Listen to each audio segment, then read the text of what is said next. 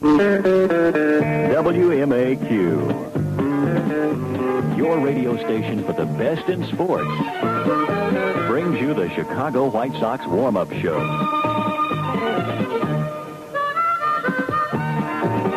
Hello again, everybody. Harry Carey from Toronto, Canada.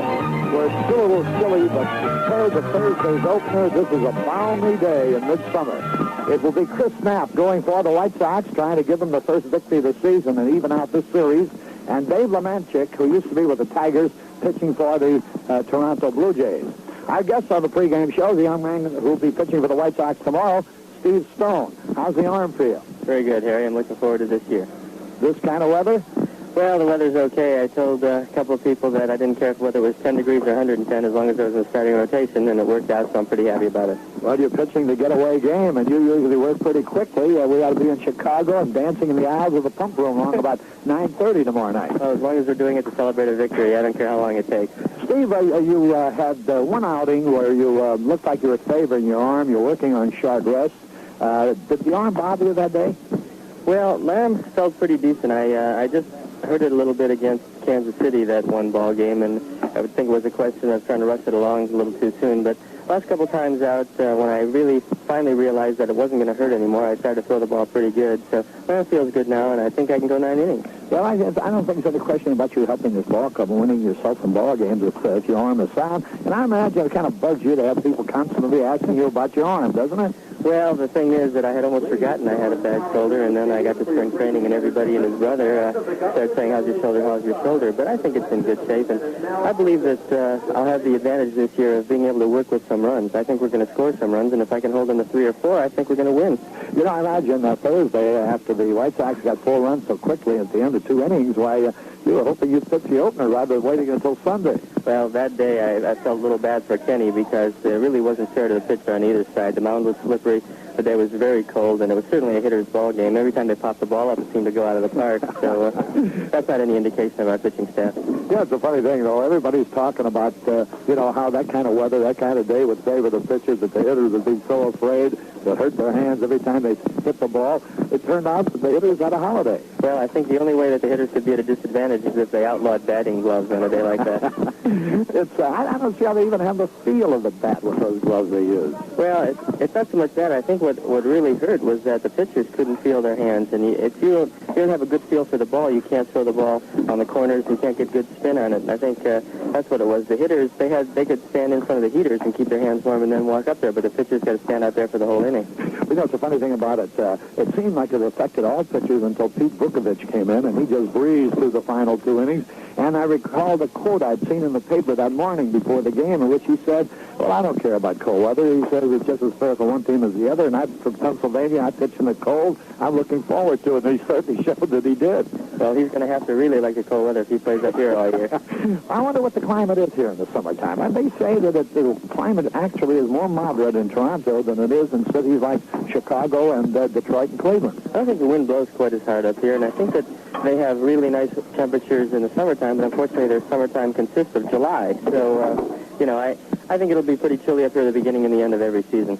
You know, Steve, you as a restaurateur, you must welcome the thought of being here in Toronto for 3-4 days at a time. Boy, they do have some great restaurants. The restaurants are outstanding up here. We've eaten at a couple of them, and the places are nice. I really enjoyed the city. The thing that stuck out the most to me was the fact that it's such a clean city. I think that's very impressive, and seems like a good place to live. Have you jotted down some ideas to improve your food at Let Us Entertain You Enterprises? Well, the idea that I jotted down right away was the fact that they're probably 20% higher than we are right across the board. Boy, it is an expensive town, huh? Yes, it is. I think everything is very high here, from taxi cabs to movie theaters to restaurants. But it's a great city, no question about it. One wonders why it has taken Major League Baseball so long to get to Toronto, because, there's 3 million people in this city. I think it's a natural. I think that it would have even been better, not that I dislike playing here, but I think it would have been better to have this in the National League. I think that the natural Toronto-Montreal rivalry would have been something that could have really developed into an interesting situation for all the fans involved. But I like having the city in the American League because it's a nice place to come. Steve, you were sitting in the club at the dugout. You're pitching tomorrow. You saw a couple of guys, one guy breaking into a new league with a bang. Which is this?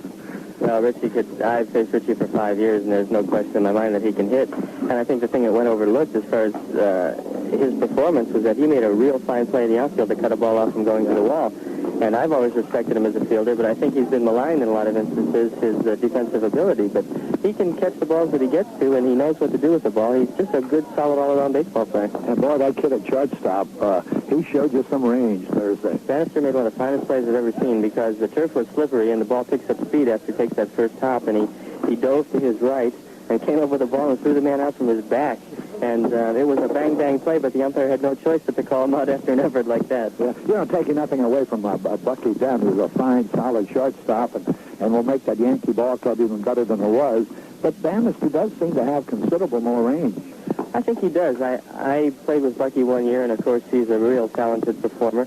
And I think if there was only one thing that Bucky didn't do was have about 5 or 6 steps to either side. It's the great range that the shortstops like Concepcion have. But after watching Allen play for a few games of spring training, and, of course, that ball game the other day, he really impressed me out there. I think he's going to really help us. And I think he's going to hit all right, too. He seems to swing the ball.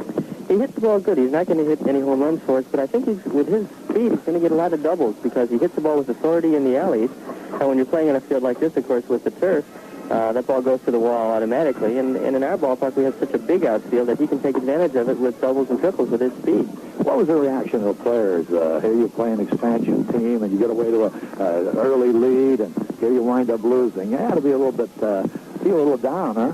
Well, I don't think the players felt altogether that down. I think that we kind of took the conditions into consideration. It wasn't really a baseball game. I mean, I know they won it, and I can't take anything away from Toronto, but we're a better ball club than we showed the other day. It's very difficult to get any consistency down, and we hit the ball pretty good, but we left 19 men on base. Yeah. You can't win leaving 19 men on base. Yeah.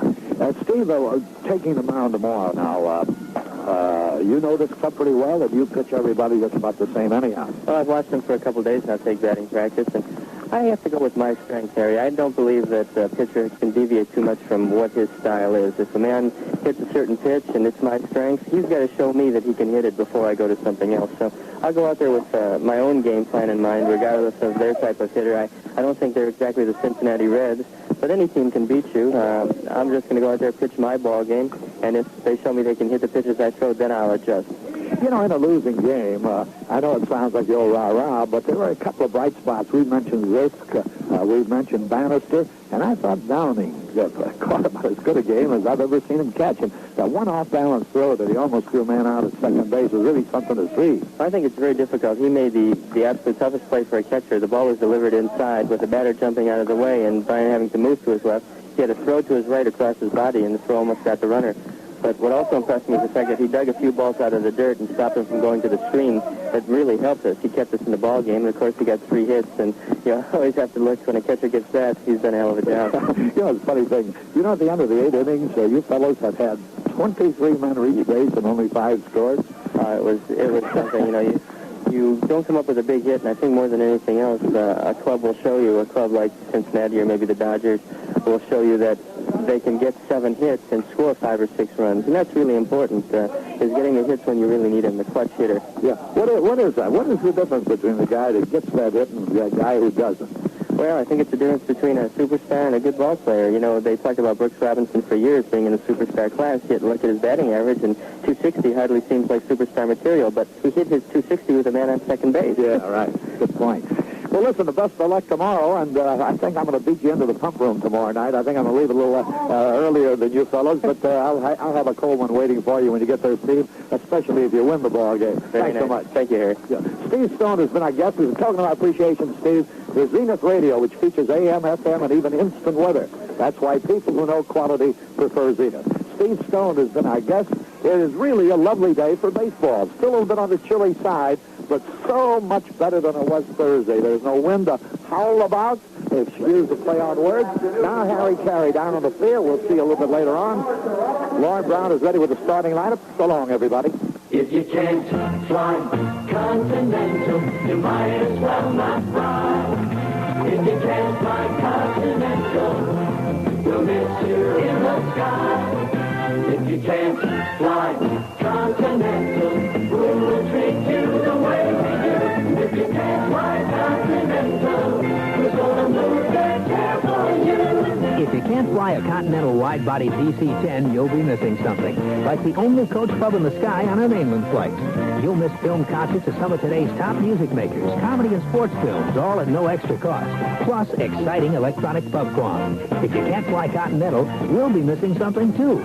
You. If you can't fly Continental, who's gonna lose their cab for you?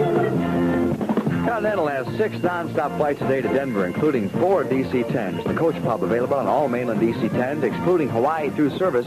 For reservations, call your travel agent or Continental. This is WMAQ Chicago.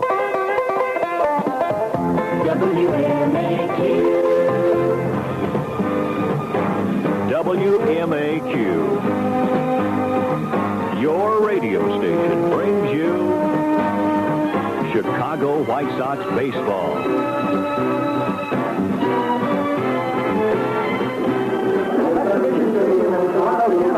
White Sox baseball. White Sox baseball brought to you today by Chevrolet Trucks. Trucks that are built to stay tough. By the Champion Spark Plug Company, who reminds you that there's a free Chicago White Sox baseball schedule at your local Champion Auto Parts store. By Stroh's Beer. For more than 200 years, real beer lovers know that it's Stroh's. And by the Zenith Corporation, the one with Color Sentry automatic picture control system and electronic video guard tuning. Hi, good afternoon, everybody. Lauren Brown, along with Harry Carey and Jimmy Pearsall, as the Chicago White Sox take on the Toronto Blue Jays in this, the second game of the 1977 season. As Harry indicated to you on his warm-up show with Steve Stone, a much better day here today than it was opening day 2 days ago when it was 32 degrees at game time, snow flurries. In fact, the entire field was covered with snow. Later got up to 36 degrees. But right now, around 40, 41 degrees here in Toronto. The winds are coming out of the left field foul line towards right field. It'll aid the left-handed hitters. But a beautiful sunlit day, and that sun really helps down on the field. So, by comparison, a comfortable day. By the weather you're having back in Chicago, it is very cold here. But for Toronto, it is fine, and this baseball game will be played. And we'll be back with the starting lineups in just a minute. We've got something for everyone, and we've got something for you. We've got everything under the sun, and we've got something for you. See your Zenith dealer and take a look at the picture you get on Zenith Chromacolor 2 with EVG electronic video guard tuning. EVG helps keep the Zenith picture sharp and clear for years to come, not just when the TV set's brand new. With EVG, you get direct, positive signal reception every time you select a channel. Zenith electronic video guard tuning is featured on selected models in every Zenith screen size category. Why don't you see your Zenith dealer? Ask him for a free demonstration. We've got something for everyone, and we've got something for you.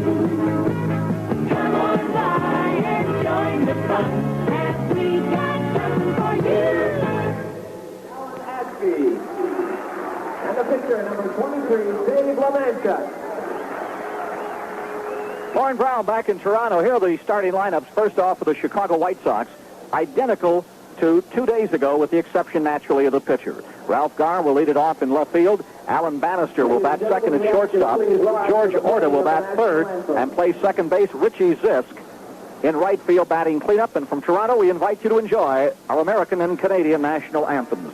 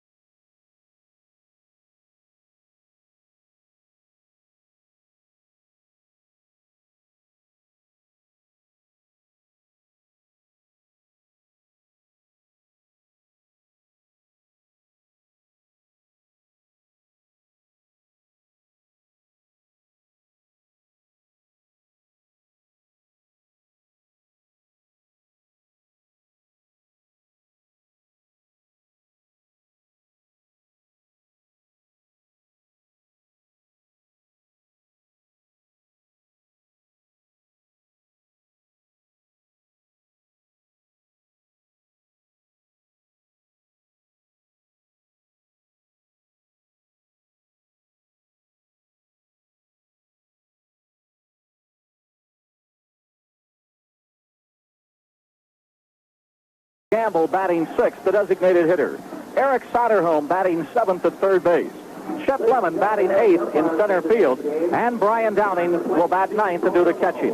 On the mound, young Chris Knapp from Benton Harbor, St. Joseph, Michigan. Won 3, lost 1 last year with the White Sox. And in AA, AAA in the Major Leagues last year, won himself 17 ball games. For the Toronto Blue Jays, Pedro Garcia leads it off at second base. Jim Mason will bat second and be at shortstop. Doug Alt batting third at first base. Ron Fairley, formerly of the Cardinals, the Dodgers, last with the Oakland Athletics, will be at batting cleanup and the designated hitter. Sam Ewing will bat 5th and be in left field. Al Woods will be in right field, and he'll bat in the number 6 spot. Batting 7th will be Gary Woods in center field. Batting 8th, Dave McKay at third base, and doing the catching and batting 9th, Alan Ashby. On the mound, Dave Lemanchek from Syracuse, New York, out of the Tiger organization. He won 4 and lost 6 with Detroit a year ago with an earned run average of 5.11. His record lifetime against the White Sox, no wins and 1 loss, and that loss came last season. Our umpires today, Joe Brinkman will be working behind home plate. Nestor Shylock will be at third. Steve Palermo will be at second base. And Rich Garcia will be working at first base. Other baseball today, California's at Seattle tonight. That's their 4th consecutive day of baseball in the Kingdome. Seattle won last night 7-6 for their first expansion victory after being shut out the last 2 games against Nolan Ryan and Frank Tanana. Frank Tanana in the opener and then Nolan Ryan. That's a heck of a way to break in the American League, to say the least. Minnesota is at Oakland. They have not played this year. This will be their opener at Oakland. Kansas City will be at Detroit.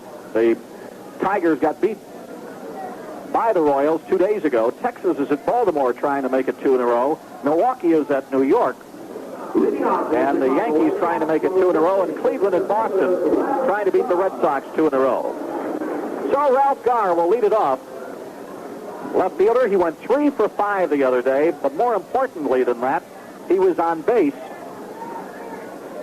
5 times and 6 times at bat. And the one time Jimmy Pearsall that he didn't get on, he hit a liner that almost tore the leg off the pitcher and took us right out of a big rally. And he's trying so hard to get a base hit with men on base because everybody says he can't hit with men on base, but he sure hit that ball hard.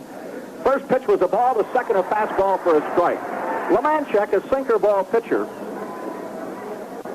also has a changeup, and he uses a curveball. And a hard sinker, too. He doesn't take much off it. He throws it real hard. And the next pitch is outside a ball. Pretty decent crowd on hand. I'd say we'll probably have anywhere to 18,000-20,000 today. Very good estimate. I'm usually wrong. Right-hander ready. Here's the pitcher. Here's a swing and a foul back. Understand they had almost 22,000 at the stadium last night listed, but it felt like 30. Lemanchek has a good curveball at times, but he changes speeds on his fastball and his sinker. Here's a pitch low, a ball. So the count goes full. 3 balls and 2 strikes. We're just underway as Lemanchek delivers. Here's a swing and a grounder foul between Bobby Knopp in the coach's box and third base. Minnie Minoso working down at first. You ever see an umpire get so much ink as Shylock has got in this town? It just seems like every place he goes, they follow him, even to the hockey match, and they do stories on him. Did he go to the hockey game the other night? Yes, he did. So did I. I was there. I didn't see you. Real excellent game. I was on right from the blue line, right in the middle. What a lovely. We were, Brian Downing and I went. Really enjoyed it. Here's the 3-2 pitch. Swinging a grounder to the second baseman. Garcia to his right, has it, throws, and gets Starr by a step. You know, talking about Shylock and the young catcher, Cerrone, he was fighting for any ball that was above the ground for a strike. And you don't argue with Shylock very often. And Shylock said to him when he was coming to the plate, you better be swinging. I'll show you where the strike zone is. Well, you mentioned Nestor getting the publicity. This whole town is very baseball-oriented, and surprisingly enough, the Toronto Maple Leafs are playing at Pittsburgh tonight in their final game in the start of the Stanley Cup playoffs. Here's the first pitch to Alan Bannister, and it's up high a ball. Alan 1 for 5 with an RBI the other day, and just a brilliant Major League debut at shortstop. Well, he's played short before with Philadelphia and the White Sox, but opening day debut, the first break the kid's ever got, and he really took advantage of it. Next pitch missed, ball 2. But baseball has really pushed hockey off the sports pages here. Here's the 2-0 pitch, a swing and a foul at the feet of the catcher. But they're so loud forever. Oh, yeah. They They go are. out forever. I'm surprised we got tickets. You know, you can't smoke in there. I like that, too. Being a guy who doesn't like smoke. You can't drink beer in there either. They have a so narrow. special club, but I want you to know I made it. I got in there. Here's the 2-1 delivery. And it's low, ball 3. 3 balls and a strike. Lemanchuk getting behind the first 2 hitters today. Seeing Bannister up there reminds me yesterday, he wouldn't go outside. It was so cold. I took a walk, and it must have been below 0 with that wind factor. Here's the 3-1 pitch up high, a ball he walked in. One of the big difference, you're from Connecticut, he's from California. I also These Californians are thin-skinned, I'll guarantee you. I also came up from Florida where the weather was 85 for a month. George Orta's the batter. Well, I did not come to Toronto properly attired, so I have a big sheepskin jacket that our pitching Your coach gloves Stan are very Williams lovely, Your Honor. gave me, and I got gloves that look Neiman like Marcus. a carpenter would That wear. was a Neiman Marcus for a quarter. They gave all the ball players these gloves, so Williams gave them to me today to wear. Here's a pitch inside a ball, but it's really comfortable in the press box today. And I'm sure, I know for a fact it's more comfortable on the field than it was 2 days ago. Any day of the year would be more comfortable than that. George Orta, he went 0 for 4 opening day, but he drove in a run with a sacrifice fly. In fact, it was the first run driven in by the White Sox. Here's just a lob over to first to remind Bannister that Lemanchuk's there. Lemanchuk with a good move. You've got to be very careful. He can really hum it over there. He's got a quick one. Allen's got good speed. Here's another toss, and he dives back in safely. While this is going on, tall right-hander Chris Knapp is warming up down in the White Sox bullpen. I'm wondering about his arm. Will it be affected by this cold weather after the operation? Here's another toss to first. He just missed getting him. How fast he moves when he wants to throw it over there. He has a short stance on that mound. Right-hander ready. The 1-0 pitch, runner not going, up high, ball 2. Bannister stole 12 bases last year for the White Sox. He has stolen 14 in the majors. His high was 36 at Toledo of the International League in 74. There's a youngster who, here's another toss over. He dives back in safely. Started at Eugene in 73, but ever since he's either been in AAA or with a big league club. And he's been in the big leagues each of the last 3 years. In Philadelphia in 74 and 5, and the White Sox in 76 and now 77. Another toss over there, and he's back in time. He didn't take that big of a lead that time, Jimmy. Looks he's like the hit- respecting him a little bit. Yeah, but he almost laid over a little bit. He's maybe going on a hit and run or something right here. Takes his lead. Here's the 2-0 pitch, not going, outside a ball, 3-0. So Lemanchuk, this is the worst he's fallen behind anybody. Like to see Orta walk with Zisk coming up there. I'd like to see anybody walk with this coming up. Yeah, I really hated to see the other day when he had to lead off an inning. Right-hander ready. The 3-0 pitch, taking all the way inside a ball, he walked him. So 2 consecutive walks, and Richie Zisk, who broke in with a bang in the American League the other day, going 4 for 6, a home run, 2 RBIs, and that home run came up on his first American League at-bat. Out to the mound right now is Miller, the pitching coach, and watching Lemanchuk, he seems to be standing up straight. He's not falling off the mound or bending his back, and everything is high. And a sinker ball pitcher, He's got to get that's low. disastrous. Number 22, the right fielder, Richie Zisk. Well, like Peanuts said, Charlie Brown said in Peanuts, the secret to life is keeping the ball down low. I love that cartoon. I got it on my wall at home. The secret to life, keep the ball down low. Lemanchuk hasn't done it. Out of the stretch, here's the first pitch to Zisk, inside a ball. He doesn't look like the same pitcher we faced in Sarasota right now. Yeah, you saw him at Dunedin, didn't you? Yes. I saw him a couple of years when he was struggling in AAA, trying to make the Tigers staff. Finally did last year. Here's the 1-0 delivery, swinging a foul. Down the left side, so the count evens up 1-1. Zisk trying to pull that pitch, he does him a favor because you can't try to pull a sinker. Once you do, you hit that little ground ball at third for the double play. So he'll be thinking about it, and Zisk is very capable of going to right center. Outfield swung around to the left for Zisk.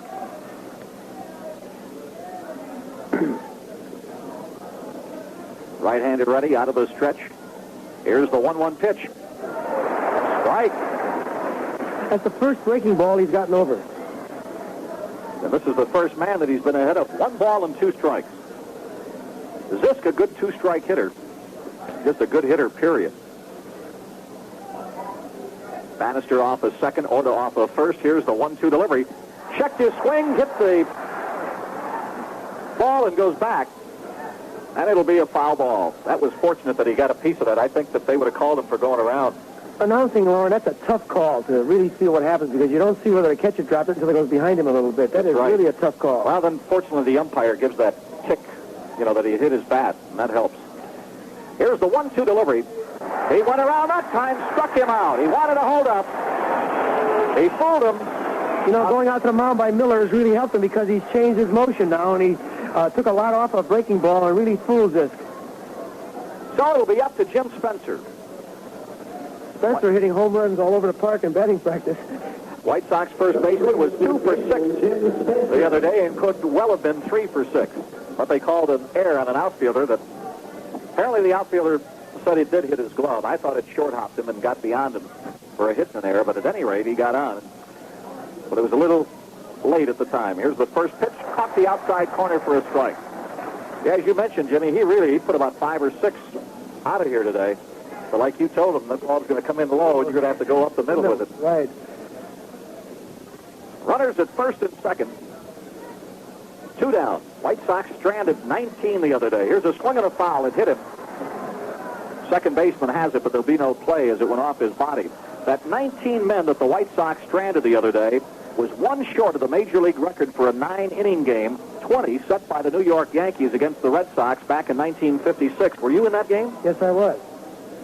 Yeah, I was in a few games. I was in a game with the Red Sox in 1954 when we scored 17 runs in 1 inning.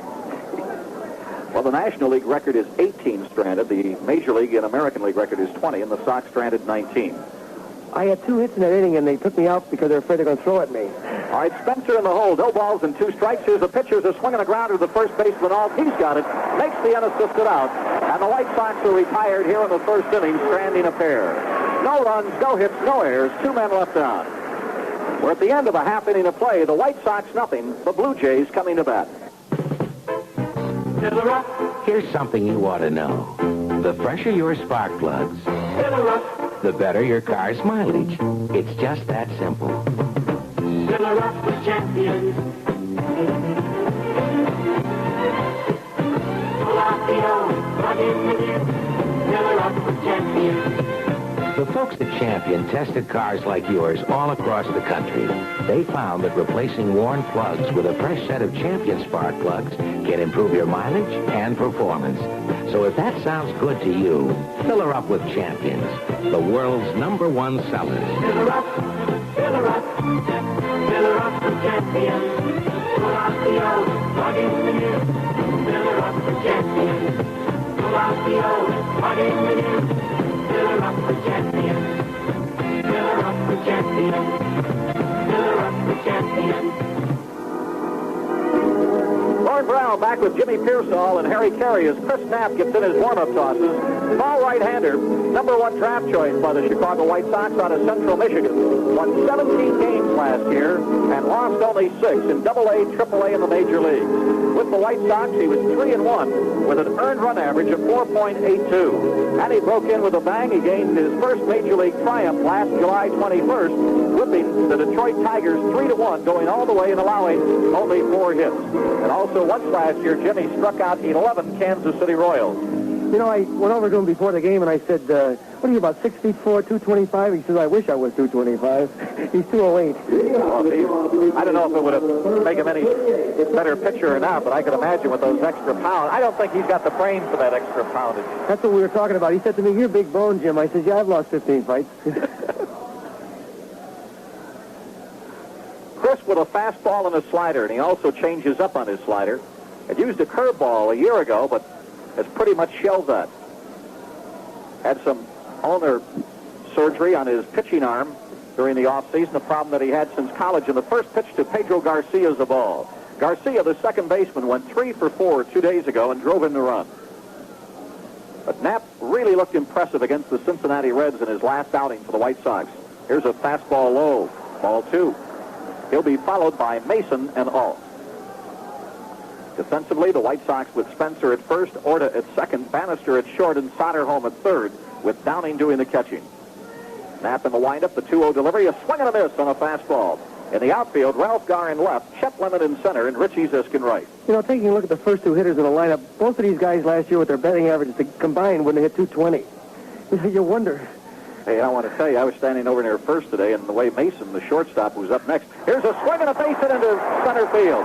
He got one up high, and he just reached out after it. It would have been a call to ball, I think, if he had laid off of it. But it looked pretty, and he went after it and singled into center field. Knapp feeling his way again like he did in spring training, except for the last outing. Just seems to be laying the ball in instead of throwing it. Well, Brian Downing said he really hasn't let it all out. He better. Yeah, there's no doubt about it. And this is a tendency, Bob Lemon says, with young pitchers who come off of surgery, that it's just natural to take it easy. Right-hander out of the stretch. Here's the pitcher, a swing and a grounder to Spencer. He's got it. Goes to second for one. Bannister's relay, not in time. Knapp covering, and Knapp thought he had him on the back end of the double play. Knapp very slow on covering. He's got to go right to that bag. There's some pitchers like Tion. If you watch Tion for the Red Sox, they go right to that bag. Should have been a double play. He loafs getting over there, or he doesn't have the feel of covering first base well at all, because that was an easy double play because the ball was hit hard, and Spencer made a good release of the ball. Well, I think that's part of the problem, too, that didn't enable him to get over there because he got it so quick into second. Yeah, but the runner's going down there, too. You know, you're following through, and the runner's got to drop the bat. That's true. So there's a runner at first on a fielder's choice. One out. Doug Alt, the batter. What a day he had. Probably he and Joe Rudy had the best opening days of anybody, and Keith Hernandez of the Cardinals. But Alt went 3 for 4, 2 homers, 4 RBIs here opening day. Right-handed hitter out of the Texas organization. Checks his swing and looks at the ball outside. Alt, surprisingly, I thought he was a young kid. He's 27 years old. Yes, he's been around a little bit. He's seen a few years. Had to work very hard to get here. And this is where expansion helps a young man like that. That's right. I said in the air the other day, he wouldn't be here if it wasn't for the expansion. 1 ball to no strikes. Knapp working out of the stretch.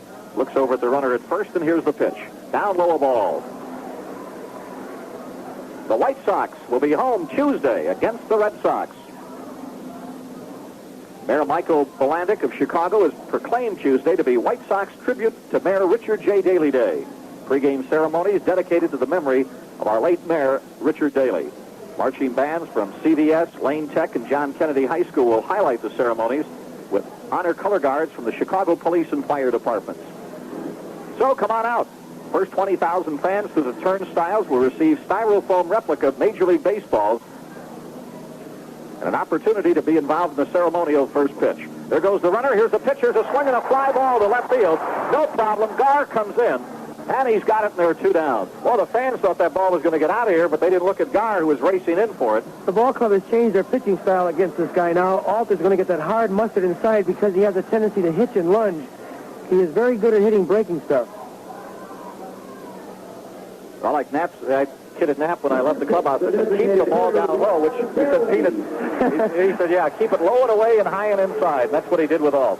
Certainly a beautiful day, Lauren. It amazes me, like in Cleveland one year, we didn't have a day where it rained, and I can imagine this town can have cold weather for a month and still have nice weather. Well, I hope that weatherman back in Chicago keeps it like it is expected to be this weekend and what it is today for our opener on Tuesday against the Boston Red Sox. It'll be Louis Tiant going against Ken Brett. Knapp ready. The first pitch to Ron Fairley, a veteran, is a breaking pitch for a strike. Looks like he changed up on his slider. The only complaint Fairley has about this ball club and park is that the wives are sitting way up in section 26 up in the top up here, and his wife's not going to come to any ball games. He hasn't even looked for an apartment. I asked him if he found one. He said, I haven't left the hotel.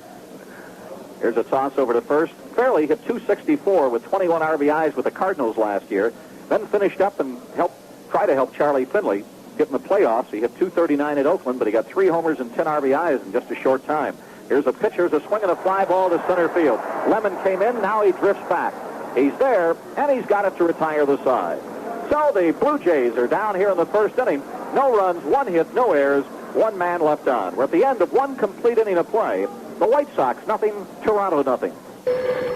Visa Bank AmeriCard, may we help you? Hello? This is Mrs. 467-8660-327-569. Pardon me? That's my card number. I see. My friends call me Bunny? Uh-huh. May we help you? Oh, I hope so. I have my new Visa card, all shiny and everything. Thank you, it's lovely. Well, you're welcome.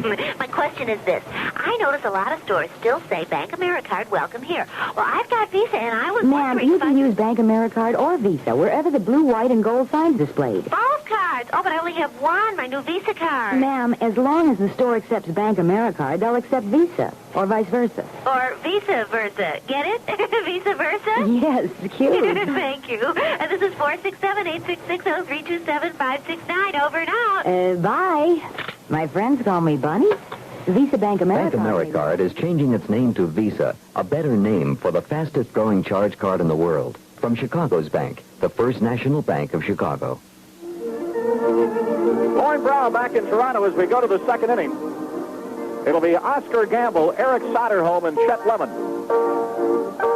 Well, yesterday in baseball, only 3 games. Seattle in the American League defeated the California Angels 7-6.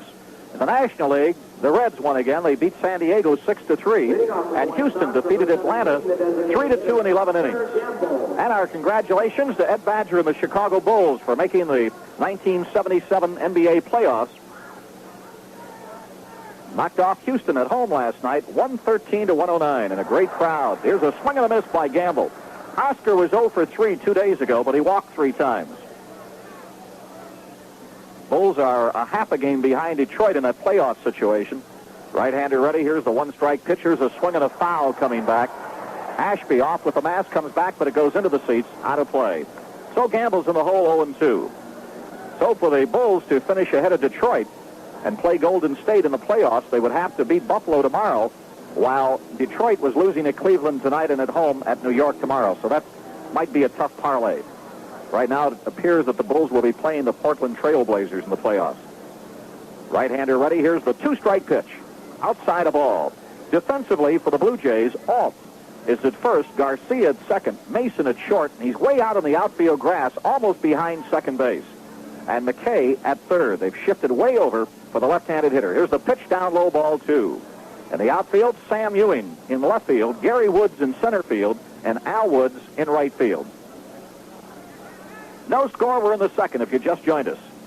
Right-hander ready. Here's the 2-2 pitch. Called strike 3. A good breaking ball, and he struck him out. So that's the second strikeout for Lemanchek. 1 out in the second, and the batter is Eric Soderholm. Soderholm playing for the first time for the White Sox. Started out the other day by going 2 for 5 and driving in a run. Eric, a right-handed hitter. The first pitch to him is a fastball low. Eric was the fielding leader for the Minnesota Twins. While with him, here's a swing and a foul off the chest protector of the home plate umpire. Had a good year in 1975, set a new club fielding record for third baseman, 969. And he also that year hit 286, 11 homers, and 58 RBIs. Before being injured. Right-hander delivers. Pitch high and inside a ball. 2 balls and a strike. Not a cloud in the sky. I shouldn't say that. There are a few, but the pretty white ones. Here's a swing and a base hit to center field. So Eric Soderholm gets the first Chicago White Sox hit of the afternoon. So a runner at first, 1 out, and Chet Lemon the batter. Lemon has a tendency a little bit to worry about his hitting. I know he did last year. He's 0 for 4 in the opener the other day, and some of the players were telling him yesterday and today, hey, don't worry about your hitting, because if you don't do the job defensively, then there might be changes.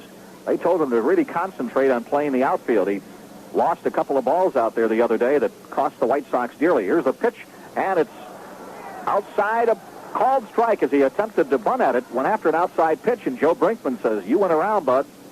So he's in the hole, no balls and a strike. Looks down to Bobby Knopf for the sign at third. Minnie Minoso with his hands in his back pocket trying to keep warm at first and instruct Eric Soderholm. Here's the pitch. Fastball for a strike. Lemon in the hole, 0-2.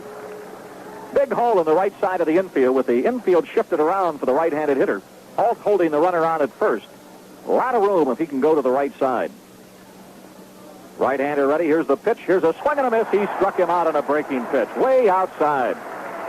So Lemon is the third strikeout victim by Lemanchek and the second in this inning. And the batter is Brian Downing. What a great start he had the other day. He went 3 for 4 at the plate and did a superb job catching. 2 men stole second base, but he threw bullets down there. They didn't steal off him by any stretch of the imagination. Dave Lemanchek. Big kid, 6'4", 230-pounder out of Syracuse, New York. Out of the stretch, delivers inside a ball. Ralph Garr waits in the on-deck circle. Well, we mentioned to you the American League schedule today. The National League, the Cubs are hosting the Mets. Krukow starting against Matlack. Right-hander delivers. Here's the pitch, low ball. San Diego's at Cincinnati. Montreal's at Philadelphia. The Cardinals are at Pittsburgh. Atlanta's at Houston. And the Giants are at Los Angeles. 2 balls and no strikes to the right-handed hitter. Here's the pitch. Called strike, a fastball, knee-high. Got that sinker where he wanted it. 2 balls and a strike. Our view here from the ballpark is of downtown Toronto. Right-hander ready. Here's the pitch. Wanted to go after it and held up, and it's a ball outside. They have a Space Needle here similar to the Space Needle in Seattle, Washington. They don't call it that. It's called the Canadian National CNR, Canadian National Railway. There goes the runner. Here's the pitch. Called strike. Here's a throw to second. He is safe. The throw was there in plenty of time, but it's just a little to the left of second. Soderholm slid to the right, and he's got a stolen base. Well, that's great to see with Eric having that knee problem of a year ago. The pitch was a strike, and the count goes full. 3 balls and 2 strikes to Downing. Soderholm stole 3 bases his last year with Minnesota, 7 the year before that.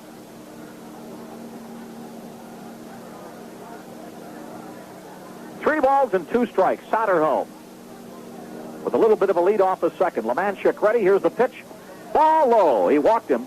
And the White Sox, for the second consecutive inning, have runners at first and second.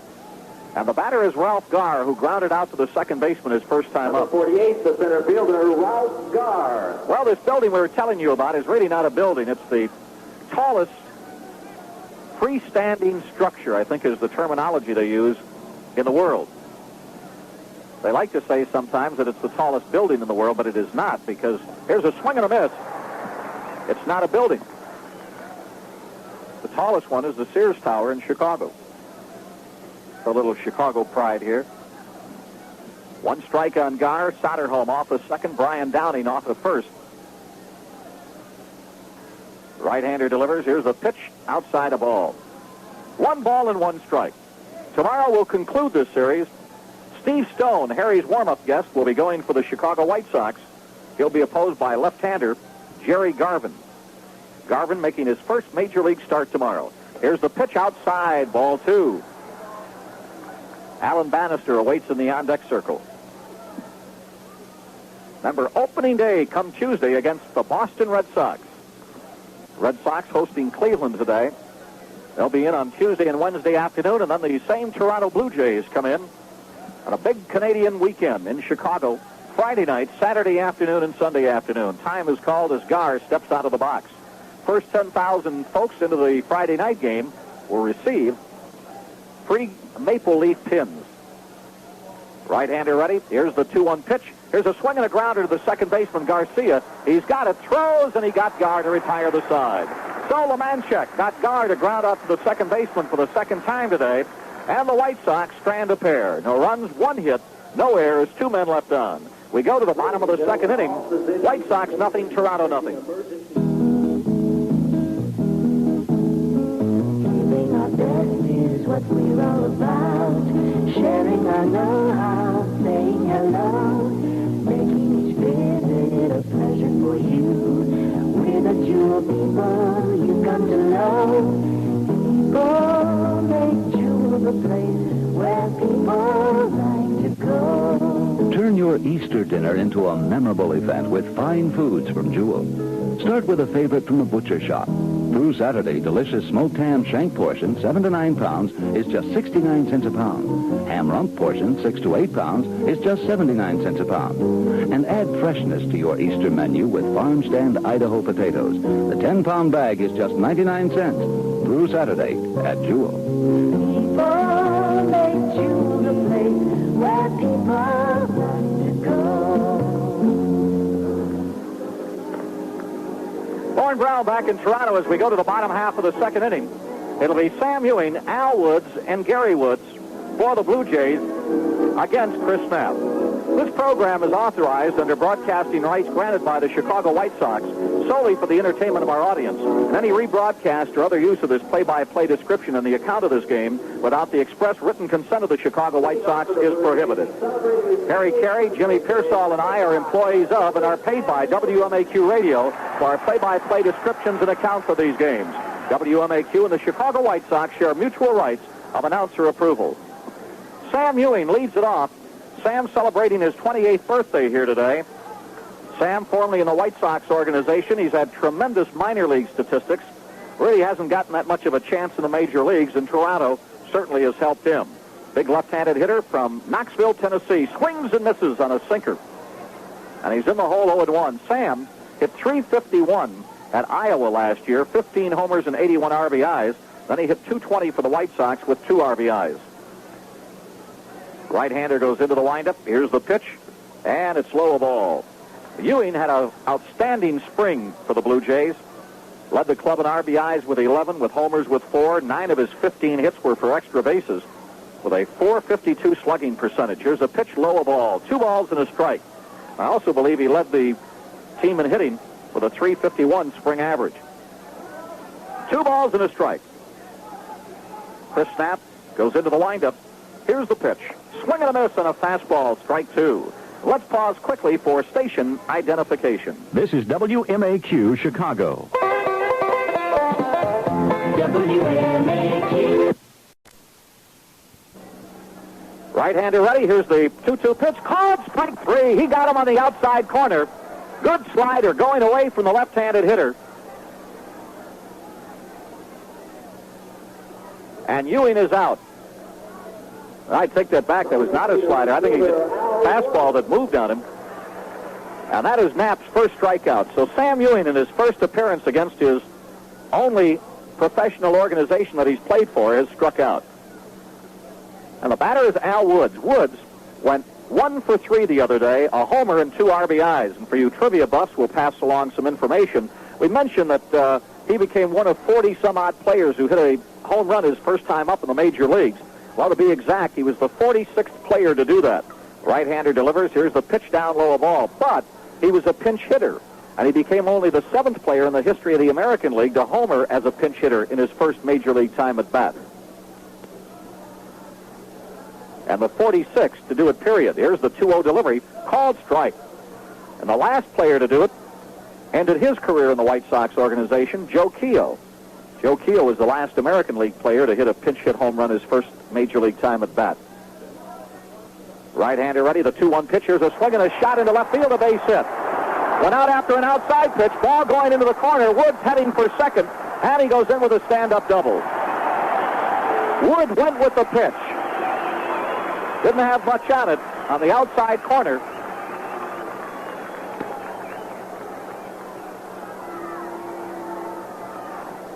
Now Brian Downing goes out to the mound to talk to Chris Knapp. So that's the second hit for Toronto, the first extra base hit of the afternoon. Let's see, the National League. Only 4 players have hit pinch hit home runs in their first major league time at bat in the National League. So only 11 total have hit pinch hit home runs their first time up in the majors, and 46 total have hit home runs in their first time at bat in the majors. The batter is Gary Woods, center fielder, went 1 for 5 2 days ago. Chris Knapp out of the stretch. Here's the pitch, and it's a fastball for a strike. Woods, in the Cardinal organization, or I take that back, the Oakland organization was at Tucson last year. Pretty good statistics, 308, 8 homers, 67 RBIs, but he's not going to beat out of Billy North, and he became expendable and was selected in the expansion draft by the Blue Jays. Here's the 1-strike pitch. Down low a ball.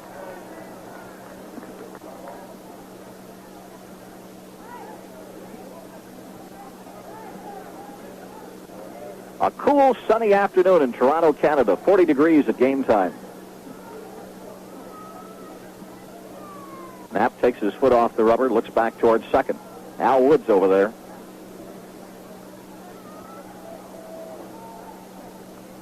Right-hander ready. Here's the pitch. Checked his swing, a ball outside. 2 balls and a strike. White Sox conclude this 3-game set tomorrow, then go home for the big opener on Tuesday against the Red Sox, then Boston Wednesday afternoon, then a day off Thursday, and then Toronto in Friday night, Saturday afternoon, and Sunday afternoon. Right-hander ready. Here's the pitch. Up high, a ball 3. And again, you can get your tickets for future White Sox games. All you have to do is dial Call Sox, CALLSOX.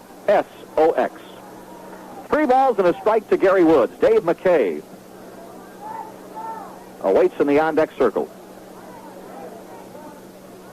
Right-hander ready. The 3-1 pitch.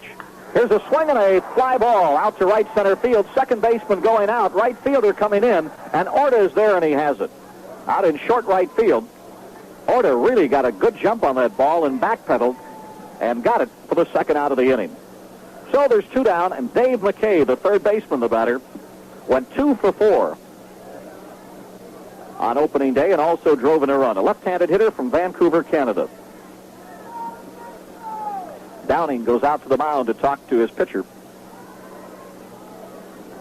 Now goes back behind home plate. The third baseman, Dave McKay. Jackie Moore doing the coaching for the Blue Jays down at third, and Harry Warner doing the coaching at first. Bobby Dorr is their batting instructor, and Bob Miller is the pitching coach. Roy Hartsfield, the manager. Knapp looks in, gets his sign from Downing. No score. We're in the bottom of the second. Now Woods, or rather McKay, thought he took too much time, and he steps out.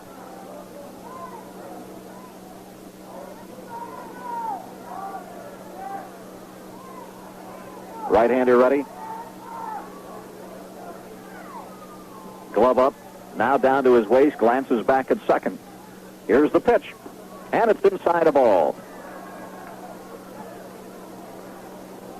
White Sox will be home for 5 games and then off on the road again. California for 3, Oakland for 3. Make that 4 at Oakland. There'll be a doubleheader. And then the Tigers. On the next homestand, April 29th with Texas in town. Here's the pitch. Here's a swing and a pop-up. He jammed him on the infield. Bannister, the shortstop, is there, and he's got it. Good pitching by Chris Knapp after the double by Woods. He got Gary Woods to pop up in short right field to the second baseman, and he gets McKay to pop up to Bannister to retire the side in the second. No runs, 1 hit, 1 man left on. We're at the end of 2 complete innings of play. The White Sox, no runs on 1 hit. Toronto, no runs on 2 hits. Fletcher Whitney Jr. Karen Sue Butler. Fletcher, it's been a long time, Karen. And look at you. Look at me. Look at you. Look at me. The car, the chauffeur, the clothes. The private jet, the bill in Rome. I'm just bonissimo allegro, as they say. Oh, in school you used to be. I know. And now look at you. Me. Fletcher, what changed you? Ever hear of Time magazine, Karen? You own Time magazine? No. You're the editor? No. You sell? No, I read Time magazine, Karen. What, Fletcher? Every week, without fail. Every word from books to business, science to cinema. Now the world is my clam. Time changed you? See, I learned more than what's happening, Karen. I learned wit and charm. And soon I was the hit of the jet set. Then came the job offers, the stocks, the bonds, the phone calls from the White House. I was mundo buffo, as they say. Well, Fletcher, you certainly have changed. Yes. In fact, I'm surprised you recognized me, Karen. You're still the only man I know who carries a teddy bear. Oh, wave hi to Karen, Sparky. Time magazine on newsstands now. Pick up a copy. Lauren Brown back at Toronto as we go to the 3rd inning. There's no score. Had to step in and tell you all about it. Here's Jimmy Pearsall. Thank you very much, Lauren. Top of the 3rd inning, the White Sox have got 2 runners on each of the first 2 innings, but haven't scored. Lemanchek, really tough today with his sinker ball. It struck Rich out of the jam. You know, one thing about Zisk, he don't strike out too often in a jam, but he got a good curveball away from him and chased it. And then he struck out Chet Lemon. Now Bannister will step in. First pitch is low, ball 1. Chris Knapp did a nifty job of pitching those last 2 hitters. He seems to settle down a little bit now and blew more poise. At third base, McKay is deep. There's a pitch swung on. High ground ball in left field for a base hit. Bannister starts things off for the White Sox now with a base hit. That's the second hit off Lemanchek. George Orta, looking for his first base hit of the year. He went 0 for 4 on opening day. Walked in the first inning. Orta with good power to off field. Jimmy, I know you're on the baseball pension and so forth, but up here we don't want the stock market ticker. We have the baseball score. That's all we get is the stock market. It seems like it, though, even though the stock market... Lemanchek with a good move, goes to the belt, looks back at first base, delivers. There's a pitch that almost ordered Chase, but he changed his mind, and Ashby made a fine play on a ball in the dirt. 1 ball, no strikes, no score, top of the third. Outfield around towards right. Big hole in left center field. That's a good way of saying that we're not going to pass many scores along today. Again. Boy, and I have to do that post-game show. I have to guess at it. So 1-0 is the count, and he fires back to first. Well, you could give the pitching matchups, and you say, well, I think so-and-so should win this game. And on deck is Richie Zisk. Order now. 1 ball. Lemanchek delivers. Fastball swung on. Ground ball at all fields. Fires to second base. There'll be no play, I don't think. No, he throws it into the dugout. But the ball caroms and comes right back to the catcher who followed the play down to first base. So Warner still without a base hit. He gets out on a force play. Richie Zisk is having quite a season already. He had 4 for 6, a home run, and a double and a single. A couple of singles. Ballpark here is dried out pretty well, except they have some wet spots beyond the infield and between first and second. Outfield is perfectly dry. Ball carries real well to right and left center field. It's 330 down the right field line and 330 down the left field line. 370 in the alley, 375. And now this steps in, holds the bat down at the end. Lemanchek looks over at first, kicks. Throws the curveball high, ball 1. On deck, Oscar Gamble. Coaching at third base is Bobby Knopf. This looks down for a sign. Infield really deep now. Mason is short, is straight away and deep. Big hole between first and second. Lemanchek goes to the belt. He delivers. Fastball swung on, and real mustard on that pitch. That ate him up a little bit. In on the fist. 1 ball and 1 strike. There's 1 out. There's no score. We're playing baseball in kind of a lovely day. No wind at all to speak of. Temperature 4 degrees Celsius. You figure that out. Here's the pitch high. 2 balls and a strike. I guess that means about 40 degrees, doesn't it? yeah, right around 4. I think it's 2 degrees for every Celsius. Yeah, I like the way we got it at home. I do too, but that's going to change. Well, they better get some pencil and paper in front of the TV set so you can figure it out. Can you give it both ways? Sure. They do. Chicago TV stations do. 2 and 1 on Zisk. Lemanchek looks over at first, fires a fastball, hit off the end of the bat, right back to him. He fires to second base. Garcia back to first base. Hits the double play. So he hits it off the end of the bat. Not too much speed as this, and he hits into a double play. The end things here in the top of the third inning. And the score after 2.5 innings of play, the White Sox nothing, the Blue Jays nothing.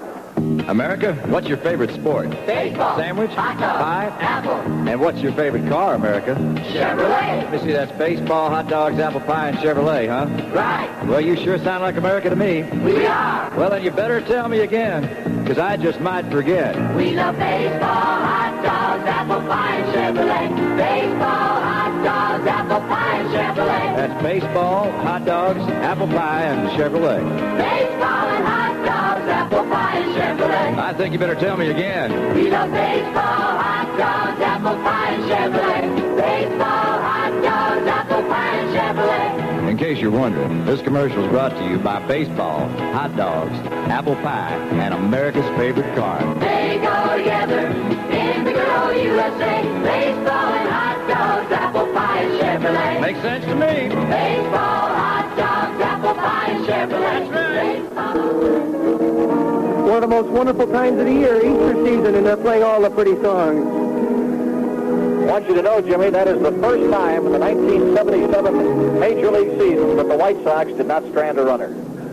I'll buy that. I would have preferred it to be a home run, and then... I'd rather talk about jelly beans. We've left more men on base than some teams will leave in a month. Alan Ashby steps in, a left-handed hitter. Ashby come over from the Cleveland organization, hit .239 with 4 home runs and 32 RBIs. Talking with Ron Fairley about some of the players, he says he has to see them a little longer, but he doesn't think that too many of these players are potentially 300 hitters. Chris Knapp delivers, breaking ball outside. Eric Soderholm way off the bag at third base, and I mean way off the bag. Over by the bag at second base and deep is Bannister. Order in the hole at second base. Jim Spencer deep. Here's a pitch right down the middle, called strike 1. 1 ball and 1 strike. Nobody out. Bottom of the third, no score. Toronto, Canada. One of the finest cities you'll ever see in your life. Clean, nice people. Here's a pitch, low. 2 balls and a strike. An extremely low crime rate. That's right. And the police here probably are the the nicest people you ever want to meet in your life. They are very cordial. I hope I don't meet them too often, but they seem very nice. The 2-1 pitch. Hey, on the outside corner as Downing fires it back. Strike 2. Downing looked more like a catcher every day. I think the experience and the confidence now that he's the number 1 catcher, he's taking charge back there. That's a vital place to having youngster take charge. Knapp stands 6'4", weighs about 208 pounds. He kicks high, delivers a 2-2 pitch, swung on ground ball out towards second base. Orta just takes it easy and flips over to first base for out number 1. So Orta, who's looking more confident at second base too, would you say, Lauren? Oh, no doubt about it. I'm convinced that this is his best fielding position. Certainly third and left field were strangers to him, and he looks very relaxed. I thought he did a great job when he backpedaled and got that ball out in short right field. He took command of the position. That's what you have to do at your position. Here's a guy that's been wearing us out, Garcia. He's got 4 hits off us. He's got 1 hit today. Got 3 hits in the first game. Got a single up the middle. There's a pitch swung on it and hit behind the plate. Strike 1. Garcia last year was, like I was saying before, you put both of these hitters coming up, leading off and hitting second. Mason together didn't hit 250. Well, Garcia last year hit 204 combined at Milwaukee and Detroit, and Mason was under 200, so you're pretty close. Outfield around towards left. Here's the pitch. Swung on a long drive to left field, going back, and the wind's got a hold of that and is holding it up now as Gar really had to come in for it. It jumped off the bat. Looked like it was going to go somewhere, but no dice. It just stopped. So the wind is having a little bit to do with the ball carrying today. Well, you know, when this game started, the wind was blowing out to right field, and now it's coming in. That helps. Jim Mason. Jim Mason, former Yankee, played with the Texas Rangers. Not one of Billy Martin's favorite shortstops, and he got rid of him in a hurry. He hit 180 last year. I know, he didn't play too much. They got Stanley in there. The first pitch to Mason, fastball outside. You've got to be careful, though. You make a mistake, and he can hit a home run, as you saw in the World Series. This deep in right, big hole in right center field. Fisk is straight away, so is Gar. He's not too deep. There's a fastball hit the outside corner. Call strike 1. Behind the plate is Brinkman, and really let you know about the strike. This is a good crew. I'll tell you one thing, Nestor will get him hustling. The 1-1 delivery. Outside, ball 2, just misses. Each ball club with 2 hits. No score. We're in the bottom of the 3rd inning. On deck, Doug Alt. Crowd rather quiet right now. Base hit, though, shakes them up a little bit. They can get excited here. There's a pitch swung on, hit to left center field. Gar is going to take it, I guess, as Lemon comes behind him. So that's out number 3. And a quick inning for Knapp. No runs, no hits, and no errors. And the score after 3 full innings of play is the White Sox nothing, the Blue Jays nothing. That melody you hear says that pleasure's near. From one dear lover to another strolls. So play that friendly sound. Pass that great taste around. Real dear lovers know. That means Stroh's. The Stroh Brewery Company, Detroit, Michigan. If your child throws away the lunch you sent to school today, send Wonder. Kids eat it up. If he fiddles with the middle and throws the bread away, send Wonder. Kids eat it up. They're cheaper breads, but they're not always as fresh and soft, the way kids like bread. When you send a lunch to school, make this the steady rule, send Wonder. Kids eat it up. Try Wonder English muffins, too. Back in Toronto, we're at the end of 3 complete innings of play. And we're having a heat wave, Harry Carey. It's just moved up to 43 degrees. And as we go to the 4th inning, the voice of the White Sox, Harry Carey. Is that Celsius or Celsius or whatever? Fahrenheit. Fahrenheit, all right. Hello again, everybody. We go to the top of the 4th inning, no score. Jim Spencer leading it off.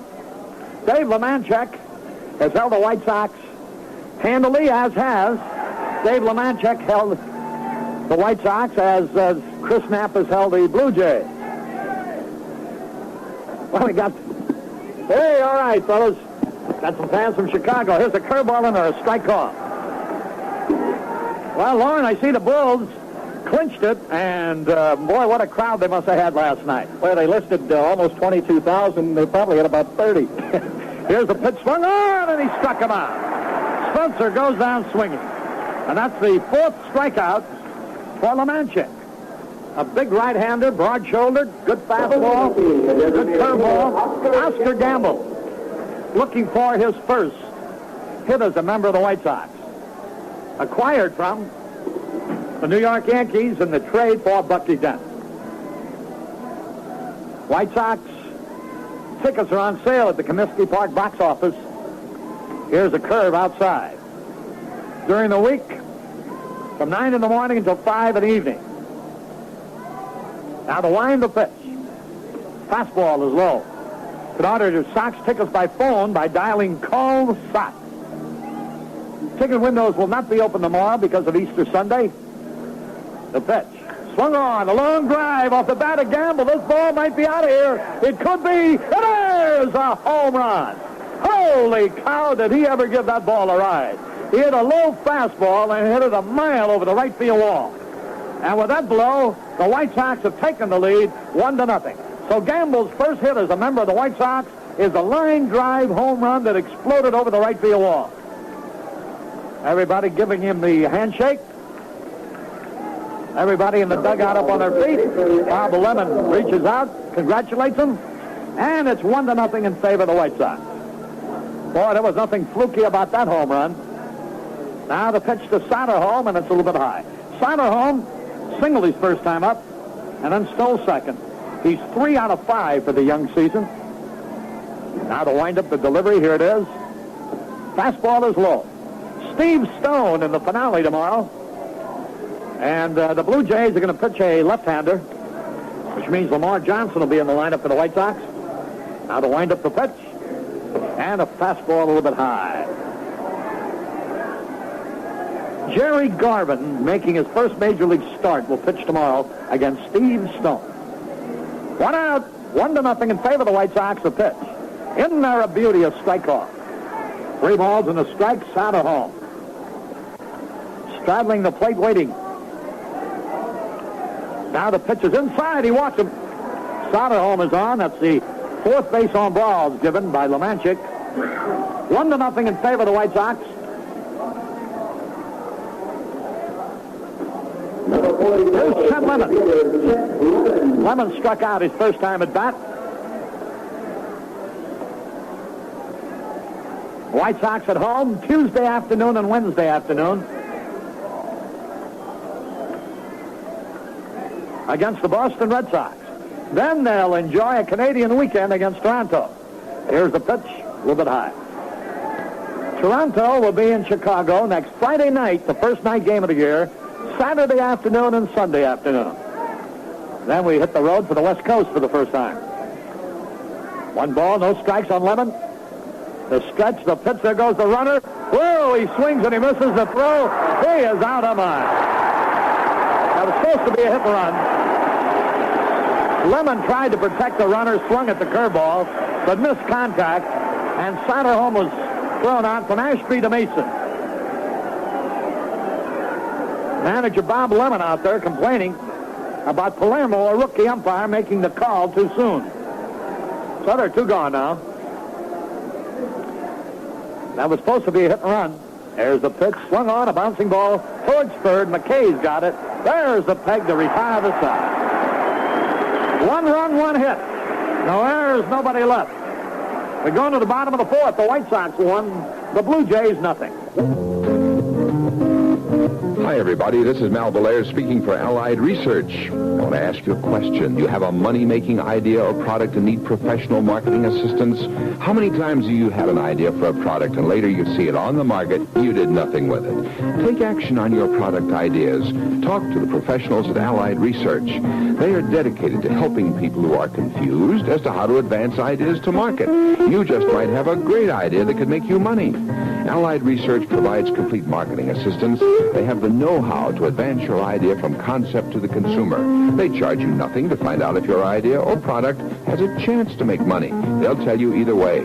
Call for a free confidential interview. The number is 345-3020. 345-3020. Remember, success starts with action, so call now. Area code 312-345-3020. Take it from Mal Belairs. No idea is too small.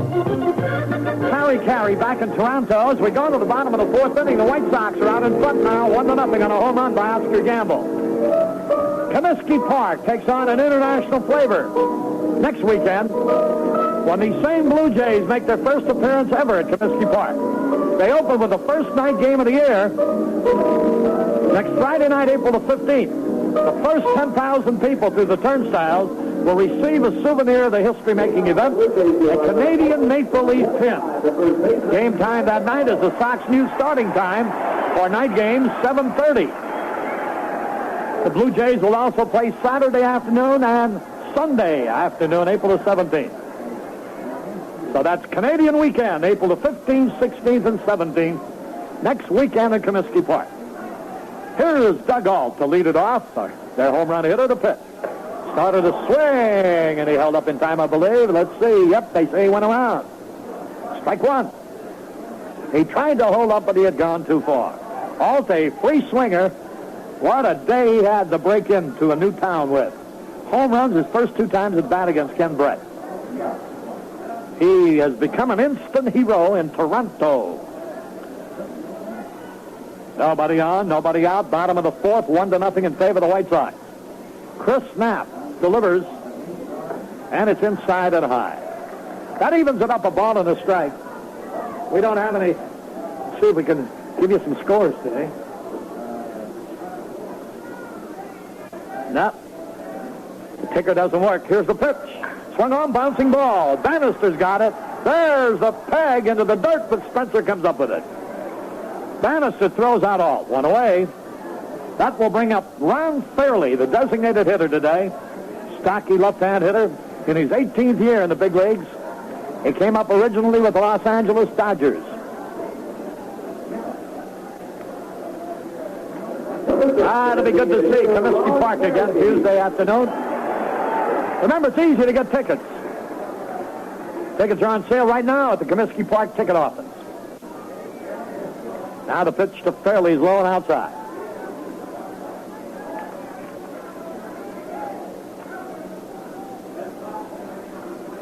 One out, nobody on.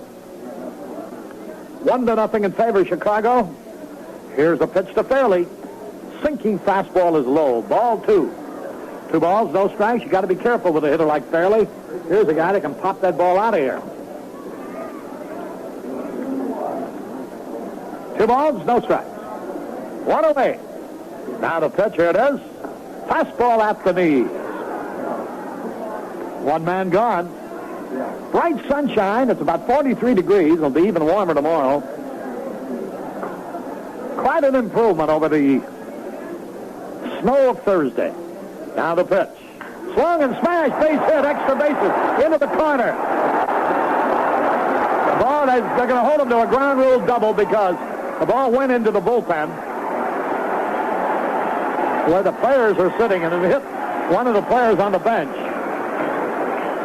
And since that's the Toronto bullpen, they could play a few games with that ball, making it impossible for the fielder to pick it up. So the umpire right away indicated it was a ground rule double as soon as it hit one of the players in the bullpen. So Fairley's in scoring position, and here's Sam Ewing. Downing is out talking to Knapp. Fairley grounded one right over the bag into the right field corner. Number 5, the left fielder, Sam Ewing. 1 week from tomorrow against Toronto and Chicago will be grab bag day. The first 15,000 people receive a grab bag. And what's in the grab bags? Well, just about everything, including our record of pick me out to the ball game. Don't let that keep you away. Now the stretch. The pitch on the way. Swung, and he fouled it off his leg. Sam Ewing gave him a breaking ball that time after throwing nothing but fastballs to him the first time. 1 out, a man in scoring position, the ball game in the fourth. Our facilities are very spacious here in Toronto. We've had all kinds of problems with the Western Union machine and trying to get a camera on television. A man in scoring position, 1 out, the White Sox protecting a 1-0 lead. The pitch. Down ball, right back to the mound. They got the man trapped between third and second. Here's the ball being thrown to Bannister now. He tags him out. But in the meantime, the other runner goes to second base. So Ewing, on a fielder's choice, is out from Knapp to Soderholm to Bannister. So there's 2 away. Bannister would have preferred getting the put out the other way, tossing it to Soderholm, who would have the rest of the field in view. Bannister, running the runner back down towards third, had his back to the other runner, Ewing.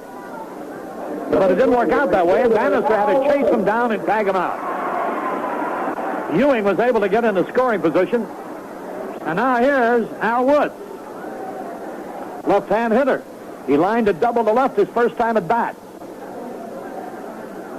So Ewing the lead at second base.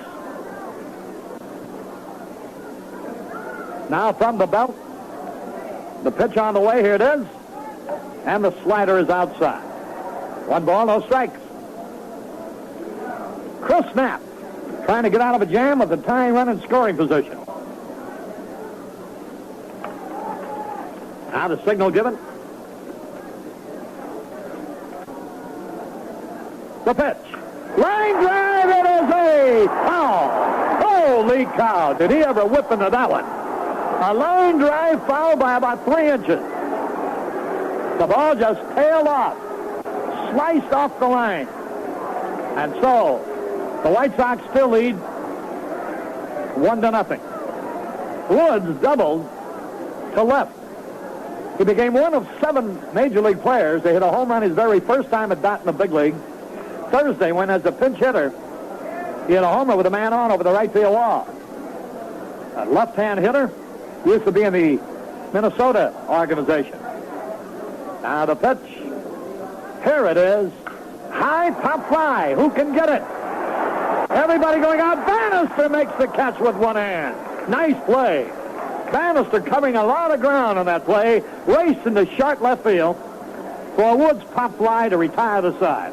No runs, 1 hit, no errors, 1 left. So, at the end of 4 innings, the score remains the White Sox 1, the Blue Jays nothing. Say, friends, beer commercials are really something, aren't they? They all try to tell you how great and expensive the ingredients are, how masterful the brewing techniques used. Bull. I'm like you. All I care about is the taste. Now, I don't really know why Stroh's beer tastes so good, but it does. Maybe it's the Fire Brewing, and I don't really know what Fire Brewing is, but I do know taste. And if you love beer like I do, hey, you'll love Stroh Brewery, Detroit, Michigan. If your child throws away the lunches at the school today, send Wanda. Kids eat it up. If he fiddles with the middle and throws the bread away, send Wanda. Kids eat it up. They're cheaper breads, but they're not always as fresh and soft the way kids like bread. When you send a lunch to school, make this the daddy proof, send Wanda. Kids eat it up. Try Wanda English muffins too.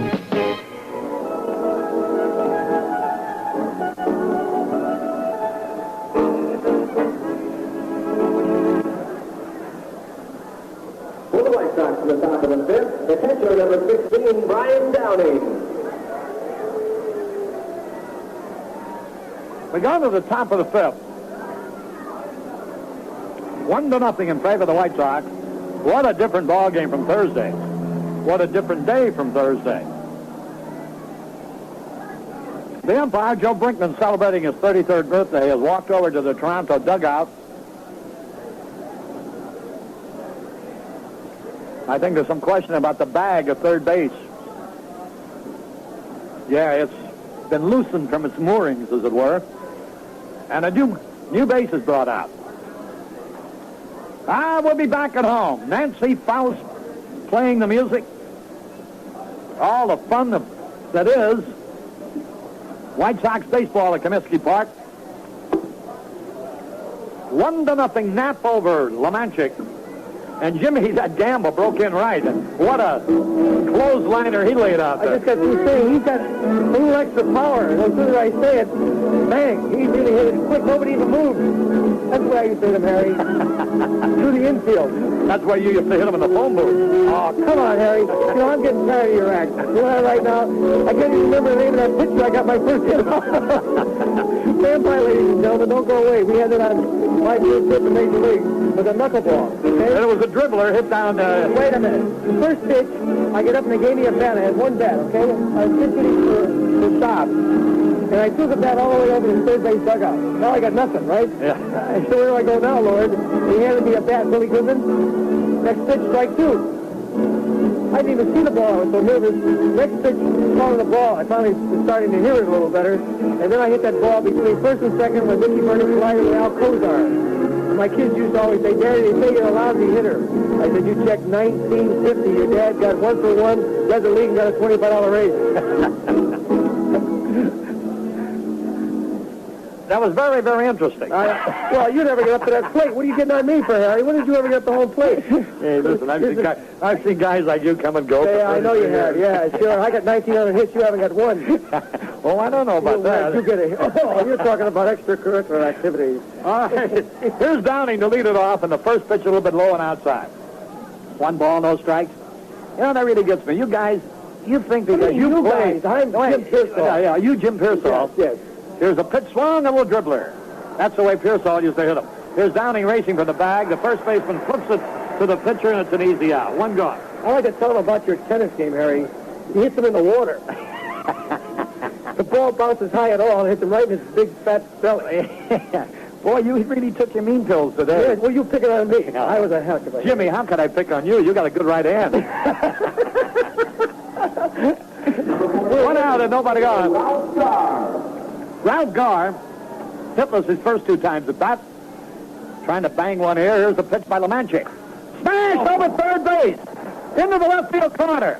Extra bases. Garr racing for second. He'll make it easily. That Lemanchik is shaking his head out there trying to figure out how in the world he could hit the ball on the inside right off his fist like a bullet over third base, and he's a left-hand hitter, of course, Garr. You're right, Harry. You know, that was high and inside around his neck. How do you describe that swing? There's Bannister. Bannister looks like he's going to be playing shortstop for a long, long time to come. What a fine defensive play he made on a wind-blown, held-up fly ball down that line. It's a good thing he made it, too, because that ball was going to drop. Garr was about 30 feet away from it. Man in scoring position with 1 out. Bannister, who's 1 out of 1 today. Now to stretch the pitch. Here it is. And it's in there for a strike call. Curveball in there, strike call on Bannister. The White Sox trying to add to their lead. They're out in front 1-0. Dave Lemanchik, a big right-hander, glances at second, pitches to the plate, lined up the middle of base hit. Here's Garr around third base, should score. No play for him at all, and Bannister has driven in another run. His second RBI of the year, his second hit of this ball game, and the White Sox now lead 2-0. You know, smart play in the part of the center fielder, not trying to throw that ball home, but just keeping the double play in order. How many times you see that useless throw to the plate, but everybody moves up with it? You know, it should be said, in case, I'm sure everybody must realize it. I think that Bill Beck was quoted on it. He had a couple other shortstops that were almost as good, he thought, as Ben, if not as good. And the truth of the matter is, I think they wanted to make room for this kid to play regularly. And if not him, there goes the runner. The pitch is high. There's the play. And he's in there with a stolen base.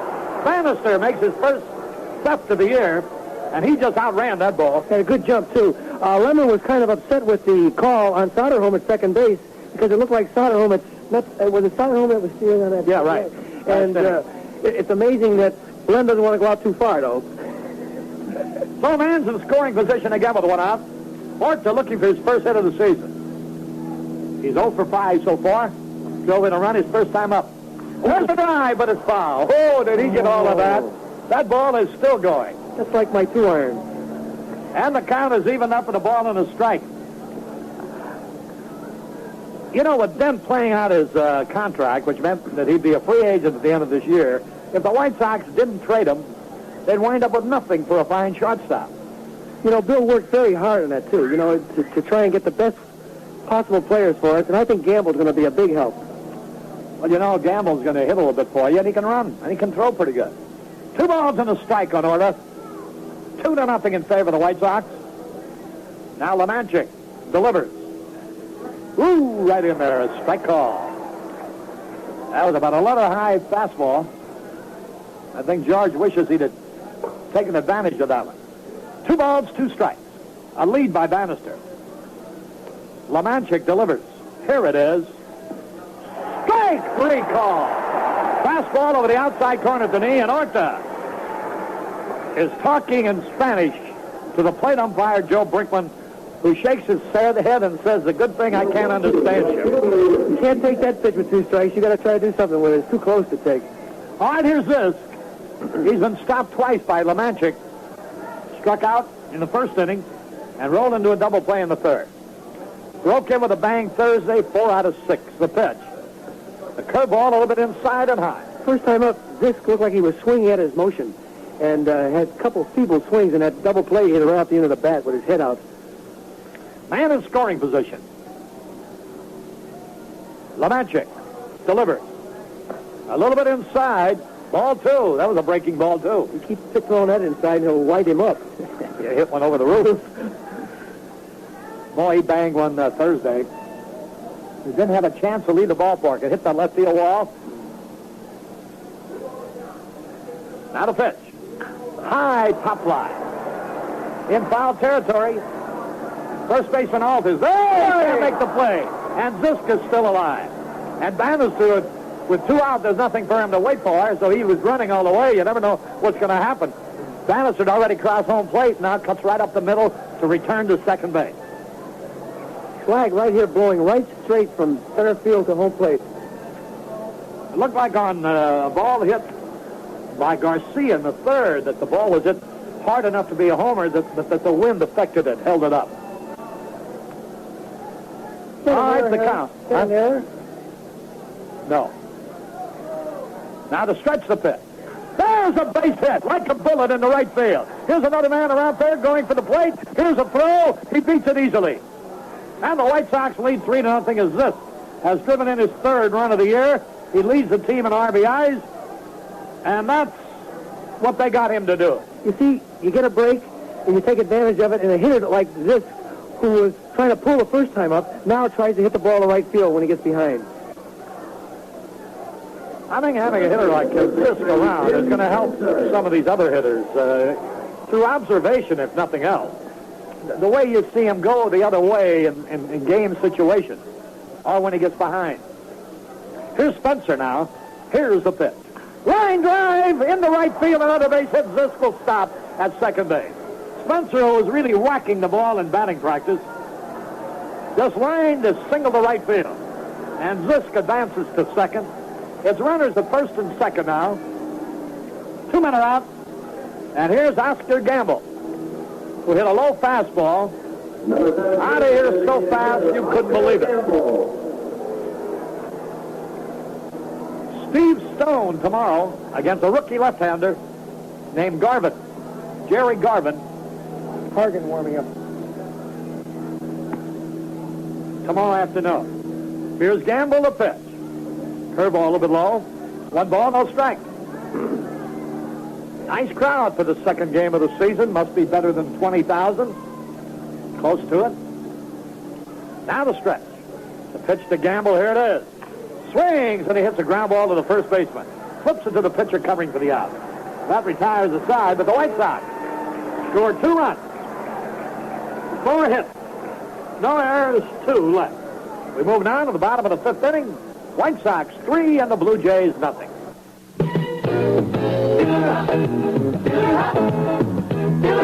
Champions, pull out the old, plug in the new. Fill up the champions. Fill up the champions. Pull out the old, plug in the new. Fill up the champions. This say you scraped and sanded and painted and polished, now your boat's shipshape? What about those old spark plugs? Your boat isn't really shipshape until your engine is. And that means a tune-up with fresh Champion spark plugs. A fresh set of Champions can give you smoother performance and less gallons per hour. So before you ship out, tune up with the plug that sparks more races to victory than any other brand. Fill her up with Champions.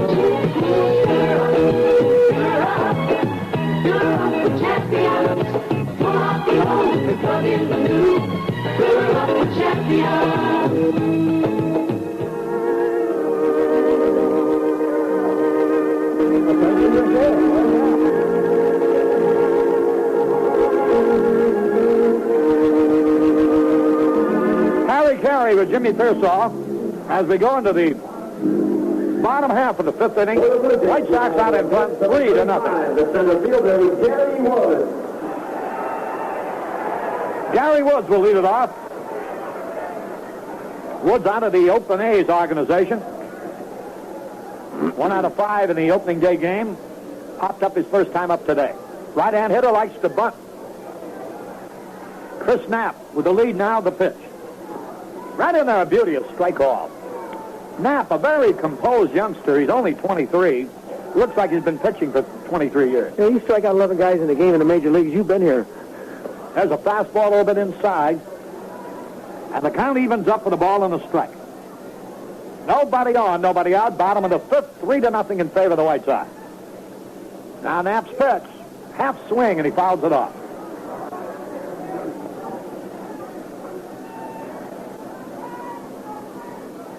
I don't have the pitching. I guess it'll be Brett again Tuesday in Chicago. That's the way it was originally scheduled. Here's the pitch. Right in there, a beauty, a strike call. He struck him out. Gary Woods was caught looking at a fastball right down the middle. He had to be guessing on that. That's 2 strikeouts for Knapp. He hasn't walked anybody. And here's Dave McKay, the third baseman.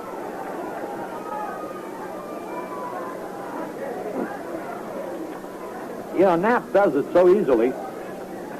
His arm's all right, and he doesn't get tired. I was wondering about the cold weather will affect that operation, but he seems to be getting better as he goes along. 1 out, nobody on. Here's the pitch on the way. Fastball outside. We're in the bottom of the fifth. 3-0 in favor of the White Sox. I think the lineup that they had the other day, Toronto, was much stronger than the lineup they have today. They have the right-handed hitters in there. Here's the pitch. Drilled hard, but foul. They have Al, I don't know, that Al Woods, boy, he hit that ball pretty good. Yeah, but I thought the overall lineup was just seemingly stronger. A ball and a strike. 1 out. Now the pitcher it is. The pitch is a little outside. You know, Roy Hartsfield said something rather interesting. So human, you know it can't happen that way, but it is preferable that a team opening up should always win its first game at home. Here's the pitch, swung, and he missed. Strike 2. And the count is evened up, 2 balls, 2 strikes. The expansion teams will go on forever not winning if they don't win that first one. 1 away, we're in the fifth. Now the pitch, swings, and he fouls the tie.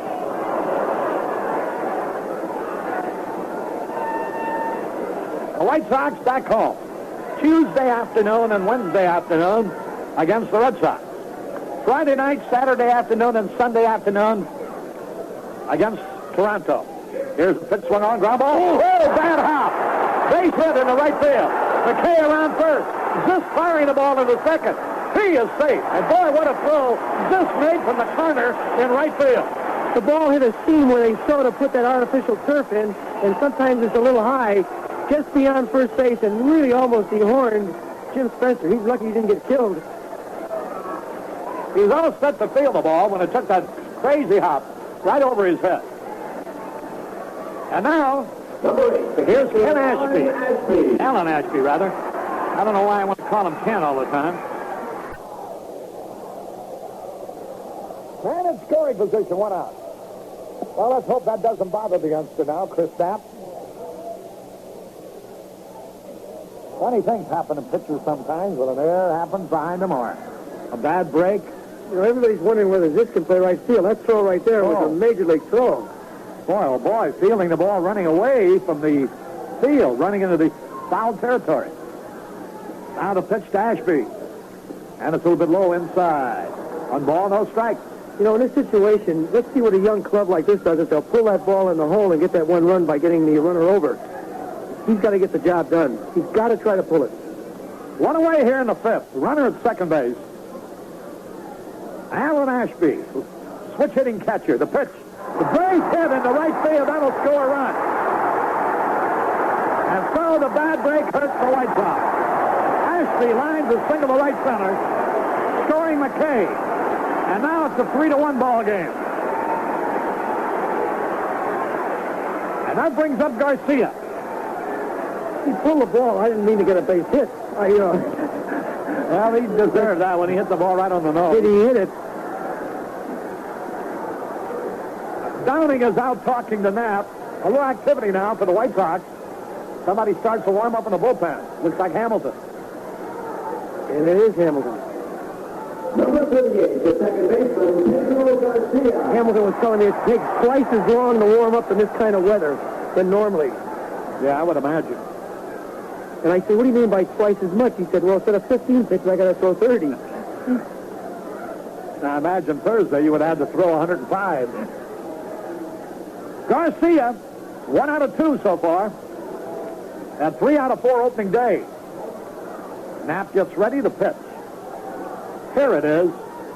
And it's in there. A strike is called. 1 strike and nothing. 3-1 in favor of the White Sox. Any visions of a shutout have been destroyed. The outfield shades Garcia towards the left. Now to stretch the pitch. A high drive, but that won't go anywhere. The wind will hold that one up. And nobody can catch it as it goes into the stand foul. So he's ahead of him, 2 strikes and nothing. Pedro Garcia. This kid looked like quite a second baseman when he first came up with Milwaukee. Then his feelings were hurt. I think Del Crandall, the manager, took him out for a pinch hitter, and he didn't like that. Next thing you know, he was fighting with the organization. Poor baby.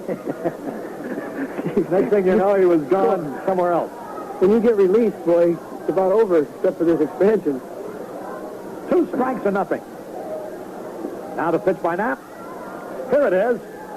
He struck him out swinging. If you notice, Garcia's holding his bat higher. Bobby Doyle working with him has improved his hitting a little bit. And he's got his bat up higher and swinging harder. There's Bob Lemon coming out now. He wants to talk to Knapp to see how he is. Wants to make sure his arm's all right. You know, he had an operation during the winter, and it's a beautiful day. It is still very chilly, 43 degrees at game time. Boy, I tell you, when I give you that -7 Celsius, that drives me crazy. 46. Here. Just my own Harry, I just get it. Tom Hazel just told me how to figure out. If it's -7, whatever the number Celsius is, you add the same number to it, and then you add 30. How about wind factor? How do you put the wind factor in there to get it? I don't think they have a Celsius wind. Here's Jim Mason, runner at first, 2 outs. Now the pitch, here it is. Swung ground ball. Over to his left. Orta underneath play. The throw, he's out. Orta covered some ground on that ball, which was sharply hit to his left. He ranged forward to his left. Actually, it was on the outfield part of the turf when he made the stop and flew the first for the out. 1 run, 2 hits. So there's 1 left. And at the end of 5 now, the score. The White Sox 3 and the Blue Jays 1. Have you ever noticed beer commercials, how much alike they are? The finest ingredients, master brewing, all that stuff, etc., etc. Me, all I care about is the taste. Maybe it is the unique fire brewing that Stroh's uses. I don't know, but once you taste Stroh's beer, you know it is unmistakably different. That's right. Stroh's beer tastes good. Stroh Brewery, Detroit, Michigan. If your child throws away the lunches at the school of days and wonder, kids eat it up. If he fiddles with the middle and throws the bread away, then wonder, kids eat it up. There's sheep of bread. but they're not always as fresh and soft the way kids like bread.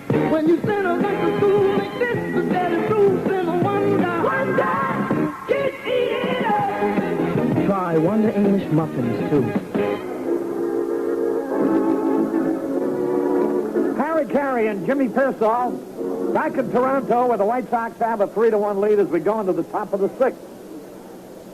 Hey, what a fine play by Orta. Looking more like a second baseman every day and seeming to be more happy there than in left field.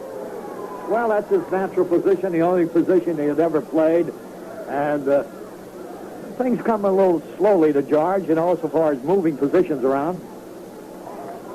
And I can understand why he might not have been too happy. Satterholm takes the first pitch low. Satterholm a single and walk so far. Now the pitch by Lemanchik, and it's in there a beauty, a strike at the knees call. Satterholm stole one base and was out stealing another time. A ball and a strike to pitch. Curveball low and away. This is a tough major league hitter. Tough house, Satterholm. And a tough fella, you know, with those exercises he does. Now the pitch. Outside, let's pause for identification. This is WMAQ Chicago.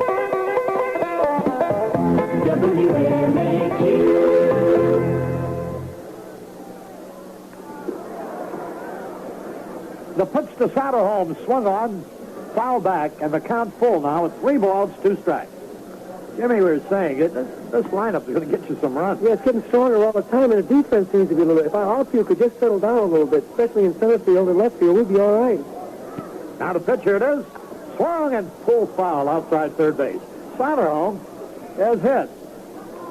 275, 297, 276, 286 in Major League season. So you're not just doing some wishful thinking. Here's a pitch swung on, a high fly ball. Center field, Gary Woods coming in. Makes the catch as the wind grabbed that ball, and Satterholm is out. Woods started back when the ball was hit, and then realized that wind was blowing in, and he had to run in considerable length to make the catch. You know, when the batter swings at a full swing at that bat, sometimes you go with that swing, and that's what he did there. It can fool you a little bit, and if the wind's blowing in, you got trouble. Here's Lemon. He's 0 for 6 for the season. Here's the pitch by Lemanchik. Swung, and there's a ground ball to the shortstop. Up with it is Mason. There's a peg in time. Lemon rolls out. 2 up, 2 down. And here's Brian Downing. Yeah, this is the thing a Lemon's got to watch. You know, he could hit nothing, and if he played a good center field, he'd stay in the lineup day after day after day. But if your defensive work isn't up to par, then the only way you play is if you hit a lot. Here's a pitch to Downing, swung and foul back. That's what you call playing yourself out of the lineup. You know, when you hear people say, well, he's played himself out of the lineup, well, he's not getting any hits, plus the fact that his defensive ability has slipped. Yeah, there's enough hitting on this ball club. If you had a really outstanding defensive center fielder, you wouldn't care if he hit anything. Here's the pitch, and it's in there. A strike off. Here I am, Coach. 2 strikes and nothing. 2 men are out. Ball game in the top of the 6th, 3-1 in favor of the White Sox. Lemanchik delivers. And the curveball's a little bit low. I think this fellow's got the best eye of any guy in the ball club. Is Downing. He never swings at a bad ball. And the heart is cut. 2 strikes and a ball. And the curve is outside. The count is even. 2-2. 2 out. Top of the 6th. 3-1, White Sox. We'd like to give you other scores, but we just don't have any. Our ticker doesn't work. Our cameras don't work. My ticker's doing fine. The pitch, half swing, line drive to the shortstop for the out. Downing tried to stop his swing. Boy, as hard as he hit the ball stopping his swing, you wonder what would have happened if he'd continued his swing. 1, 2, 3, nothing across. That's the first time in this ball game, the first time this season, that the White Sox have been retired in order. And now we go to the bottom of the 6th. White Sox 3, Blue Jays 1. Imagine 1 cubic foot, a solid square, 1 foot high, 1 foot wide, 1 foot deep. Now imagine 5 cubic feet. Based on the U.S. government's 1977 estimates of new vehicle interior size, that's how much more room you get inside the new Chevrolet than you get in the older style full-size cars still being sold by Chevrolet's nearest sales competitor. That's the U.S. government estimate as reported in the 1977 EPA guide for new car buyers. You get 5 more cubic feet of room inside the new Chevrolet. Because room is important, America, and Chevrolet wants to bring you more.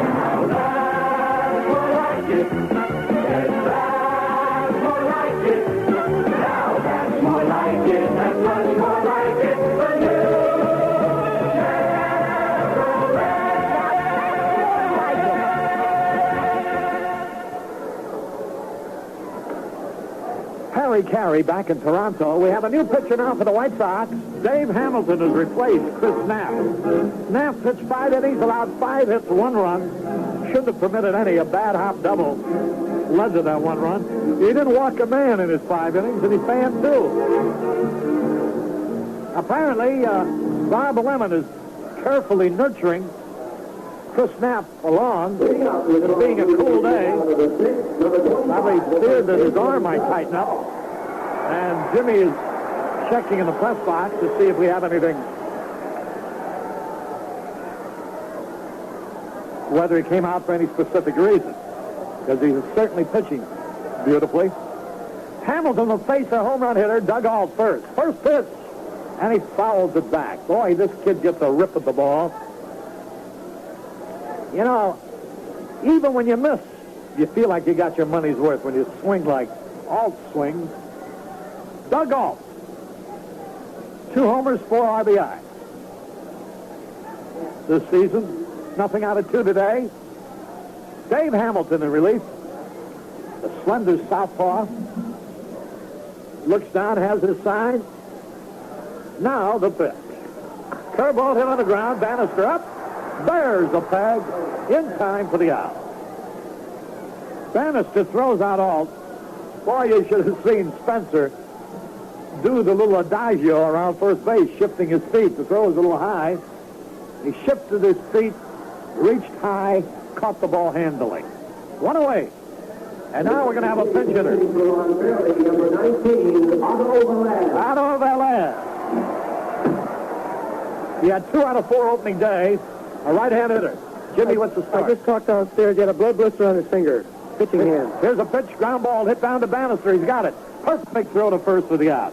Velez, on the very first pitch, swung and grounded one down to Alan Bannister. Easy out. Now we're going to have another pinch hitter. So we got their left-hand hitters out of the lineup in a hurry. Pitching for Sam Ewing, number 3, Steve Bowling. Steve Bowling, who was 0 for 3 opening day. He's out of the Milwaukee organization, an outfielder, batting for Sam Ewing. 2 out, nobody on. Hamilton pitched an inning Thursday. Here's the pitch swung and foul back. He allowed 3 hits, 2 runs. Comes right back at him here today in relief. He retired the first 2 men in the 6th. 3-1. In favor of the White Sox. Here's the pitch. A little bit outside. That evens the count of the ball and the strike. 2 men are out. White Sox trying to even up this series of pitch. The curve is low. Ball 2. 2 balls and a strike. 2 men out, nobody on. Ball game in the bottom of the 6th. Chris Knapp pitched 5 beautiful innings. Now to wind up the pitch, here it is. Swung on a high fly ball. Short right center. Zisk under the ball, waiting. Makes the catch to retire the sack. 1, 2, 3, nothing across. This is Harry Carey with Warren Brown and Jimmy Pearsall. Moving over now to the television booth with the score here at the end of 6. The White Sox 3 and the Blue Jays 1. If you could look at your lawn the way your lawn looks at you. Look at me. You'd see. You would. You'd see how much your lawn depends on you. A thirsty lawn says water me. A hungry lawn says feed me. Hey, what's for dinner? Cries with every blade of grass it's got for something good to eat. That's why Ortho made the lawn food they made. That's a stamina on most of the long-distance circuits. Other U.S. drivers to try the 24.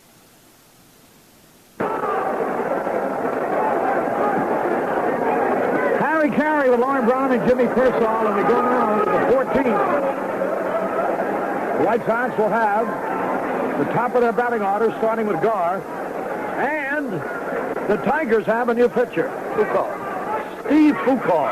You know all about him. Yes, he got one save so far this year. He came over for Horton in a trade. He won 8 and lost 8 last year and saved 5 for Texas. He's a sinker ball pitcher. Throws a curve. All right, let's see if Gar can get something going against him. Here's the pitch. Good fastball at the knee. Strike one, call. Gar got the scratch infield hit in the 8th inning to tie it up. And then Soderholm put us ahead here in the 13th, but they came back to tie. The pitch. Swung. They missed for the mark. Last year, Foucault won 1, lost 1 against the White Sox. Gar in the hole, 2 strikes. Now Foucault, a stocky right-hander, delivers high, outside. When I say stocky, I'm being kind. Well, you know, he's lost 15 pounds since last year. He's still very big. 2 strikes in the ball. Now the wind-up, the pitch, here it is. Fouled it back, got around late. Foucault threw the fastball again. 2 strikes in the ball. Gar trying to get something going. Bannister will be up there next. Now to wind up the pitch, here it is. High, a curveball. Ball 2. 2 balls, 2 strikes. Foucault, acquired in a trade for Willie Hart. Popular here for so many years, slugging left fielder. 2 balls, 2 strikes. Here's the pitch. High pop fly. Short center field. Everybody running hard. Hey, the second baseman falls down, Wagner, and there goes Gore into second base with a double. The second baseman fell down as he was going to field the ball, and he couldn't hold on to it. He fell on his head. And they call time now. The trainer goes out. He was wobbly under the high pop fly, and Gore, therefore, will be credited with a double. And there's a good beginning here in the 14th. Have you ever seen so many lousy-looking hits? Boy, it's about time we got one of those. There's 27 hits up on that board for both clubs, and there ain't been too many hits to go except the home run. They had a slew of pop fly hits like that. Now the White Sox get one. Here's Bannister with a runner at second. And nobody out. And let's see what he's going to do. He's got to bunt that ball and make sure the third baseman fields this ball right now, even if it's hard. I always thought I'd bunt it foul rather than bunt it to the pitcher. All right, let's see what he does. Alan Bannister, he's had 1 hit. The infield's expecting him to bunt. Mankowski at third. Wagner's the second baseman. Now to stretch the pitch, he's going to bunt, but the pitch is high. Bruce Kim behind the plate. Steve Foucault on the hill. Game tied 7-7. We're in the 14th. Now the stretch. The pitch. High again, ball 2. 2 balls, no strikes. Foucault trying to keep the ball up high. Crawford down in the bullpen, a left-hander, getting him ready to pitch to Orta. Now the stretch, the pitch. Ball 3 is low. 3 balls, no strikes.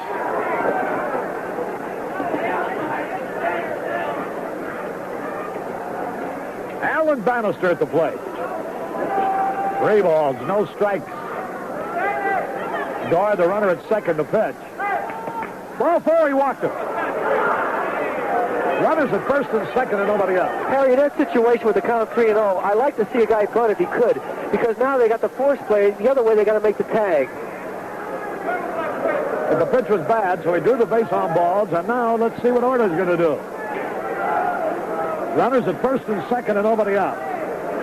Orta's had a triple and a single. Here's Foucault getting ready. Now the stretch. Here's the pitch he's going to bunt. Whoa, almost a wild pitch, low and inside. Foucault, 28 years old. A 6-footer, weighs about 220. Started out as a third baseman outfielder. They made a pitcher out of him. 1 ball, no strikes. Now to stretch the pitch. Here it is. He's going to bunt. Strike call. Boy, the way that infield is moving, I think I'd have to let George swing. Well, then, too, Harry, if he sacrifices, you got first base open with a tough right-hander, and they probably walk Zisk. All right, let's see what they do. A ball and a strike. Now the pitch. Here it is. He bunts. The play is going to be to third base. They got Gar. It was not a good bunt, Harry. It was easy bunt to field by the pitcher. There's Richie Zisk. Boy. So runners at first and second now with 1 out. Here's Richie Zisk. He started it all. Maybe he can end it. He doubled in the run of the 8th. He homered in the 2nd. He's 2 out of 6 with runners at first and second and 1 out. Here's Foucault getting ready. Now to stretch the pitch. Here it is. Wide, ball 1. Crawford, a left-hander, down the bullpen. Foucault from Duluth, born in Duluth, Minnesota. 1 ball, no strikes. Now the pitch, here it is. All outside, ball 2. Spencer would be up there next. And you can bet if this pitch is good, Zisk will be going after it. 2 balls, no strikes. Right-hand hitter waiting. Now the stretch. The pitch. Swings, and he fouls it out of play. They give him a look at all the room they give him in right field. He was going that way, too.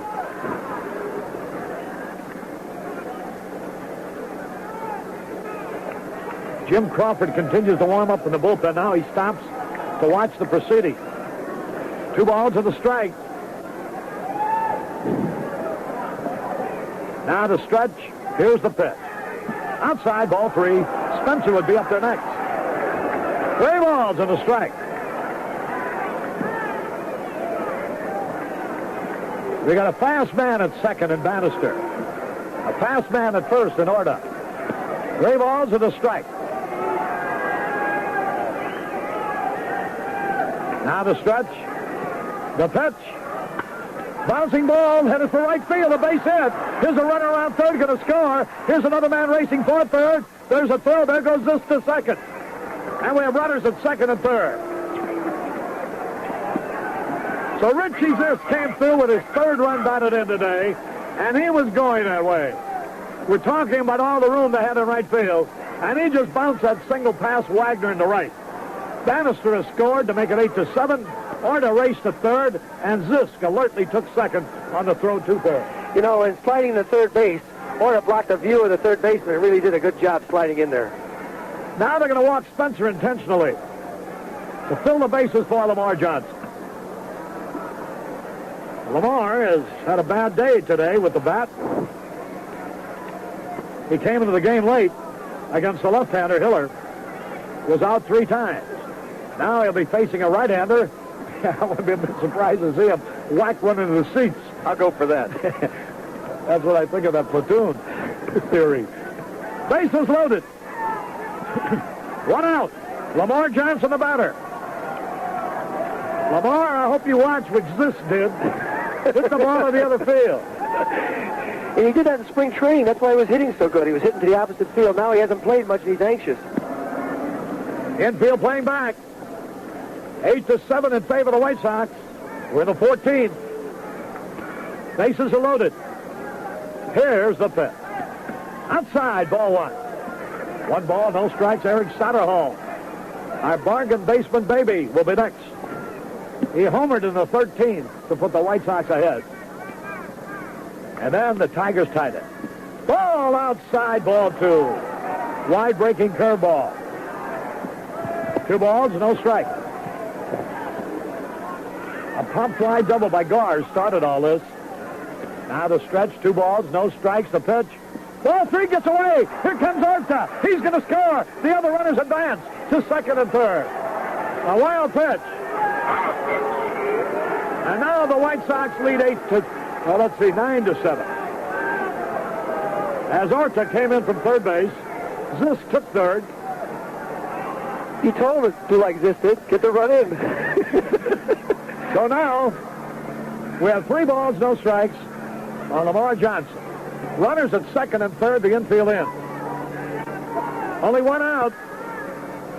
Eric Soderholm will be next. 9-7 in favor of the White Sox. Now the pitch. Strike call. Boy, that's a pitch. Just a fly ball would get you another run. Boy, that was right down the middle of fastball. 3 balls and a strike. Now the stretch infield in. The pitch. Swings. Yeah, we cut. Strike 2. Laura's arguing with me about they had the take on up at $1,000. I didn't say they did. I said they might have. I thought he had the sign. 3 balls, 2 strikes. I don't know the signs. Right hand hitter waiting. Runners at second and third. Now the pitch. Inside, he walked him. He had him fooled with a curveball, but it was inside. And here's Soderholm now with the bases loaded. He homered in the 13th. He drove in a run in the 8th. He also has had a single. Well, the fans are really on Ralph Houck. He didn't block that plate and put that tag on. Bases are jammed. 2 runs are in. Here's Eric Soderholm. Now time is called. Let's see what they want. Okay, now they're ready. Soderholm's been up a lot in this series and on this road trip with bases loaded. Now the pitch, here it is. Whoa, it hit his bat. He didn't mean to do it. Foul strike. The catcher, Bruce Kim, picks the ball up, steps on the plate. He didn't know whether it was fair or foul, but it was foul. 1 strike and nothing. Eric Soderholm with 2 RBIs today. He now has had 10 for the year. Now the stretch, the pitch. Tapped it foul. He's in the hole, strike 2. That was a tough pitch to handle. It was a sinking fastball. Chet Lemon will be up there next. Boy, let's get another hit here to make this thing sure. They came back before to tie it. The White Sox were behind 6-1 going into the 7th. 6-2 going into the 8th. Now they lead 9-7 in the 14th. Now the stretch, the pitch. Ground ball to the first baseman. Gets the force play at second. Now returns throw to first safe. A run is in. Fulcolt took the throw at first base, but I think the shortstop still kind of pulled him off. The ball was in on the ground to the right of the first baseman, Thompson. He had to move far to his right. He flipped the ball to the shortstop, Burreiser, for the force play, but Zisk crossed the plate. 3 runs are into the inning. Soderholm gets an RBI, his 3rd of the game, as he forces Thompson to Burreiser. So, we have 3 runs in, and here's Chet Lemon with runners at first and third. Now to stretch the pitch. Curve inside. 1 ball, no strikes. The Cubbies won again today. They beat the Cardinals 4-1. You know, they started an hour ahead of us and finished an hour ago. They're chanting, Houck must go. Here's the pitch. High pop fly. Down to first baseline. First baseman in foul territory has it. So, it's 3 runs. Just 2 hits. No errors and 2 left. And we go now into the bottom of the 14th to score. The White Sox 10, the Tigers 6. Up.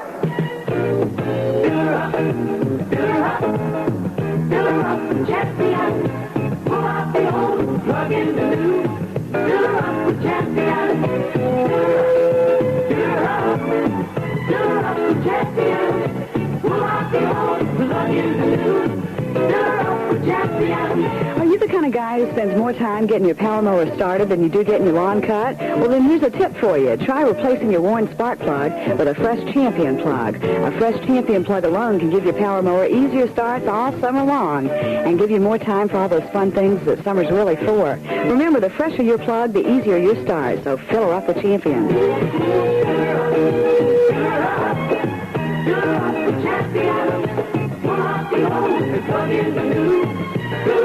Champion.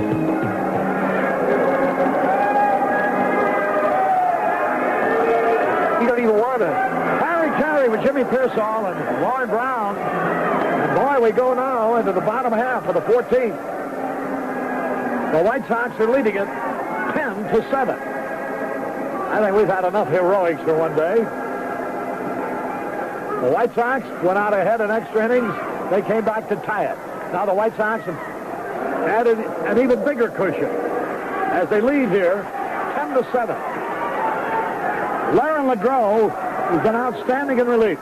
Pitches to LaFleur, and it's in there for a strike call. 1 strike and nothing. LaFleur's had a hit, a double. There's a pitch swung, and he missed. 2 strikes and nothing. LeGros looking for his first victory of the year. He's had 3 saves.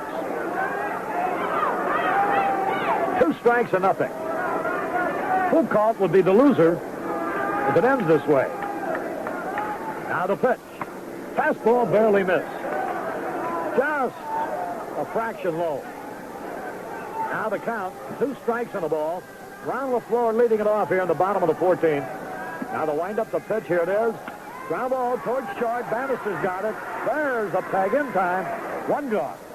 2 more and a nice cold bottle of Stroh's. A nice big thick steak. A laugh or 2. You buying, Harry? You're a big tipper. We want to take him into Detroit. Let the waiters get a little low to your act. $12 tipper. 1 out, nobody on. And here is Wagner, the second baseman. Had a base hit his last time. There's a fastball and a strike call.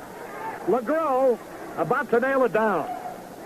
Wonder what that writer thinks of the new St. Louis Browns now. Yeah.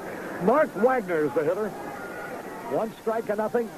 He's the boy who lost the pop fly in short center. Fell down as he's trying to catch it. I like his act. His act was very good after he missed it. He could have that ball easy. There's a pitch to Wagner, and it's in there, a beauty, a strike call. Foucault will figure in his first decision for his new team. 2 strikes and nothing. 1 away. Now the pitch, here it is. Swung, and he fouled it back. The White Sox have not lost more than 1 in a row at any time this year. For a while, it looked as if that streak might be broken here today when they trailed 6-1, but they've come back now to lead. Here's a pitch swung on a high pop foul. Who can reach it? Nobody. Out of play. Spencer and Zisk racing for it. So the count, 2 strikes and nothing.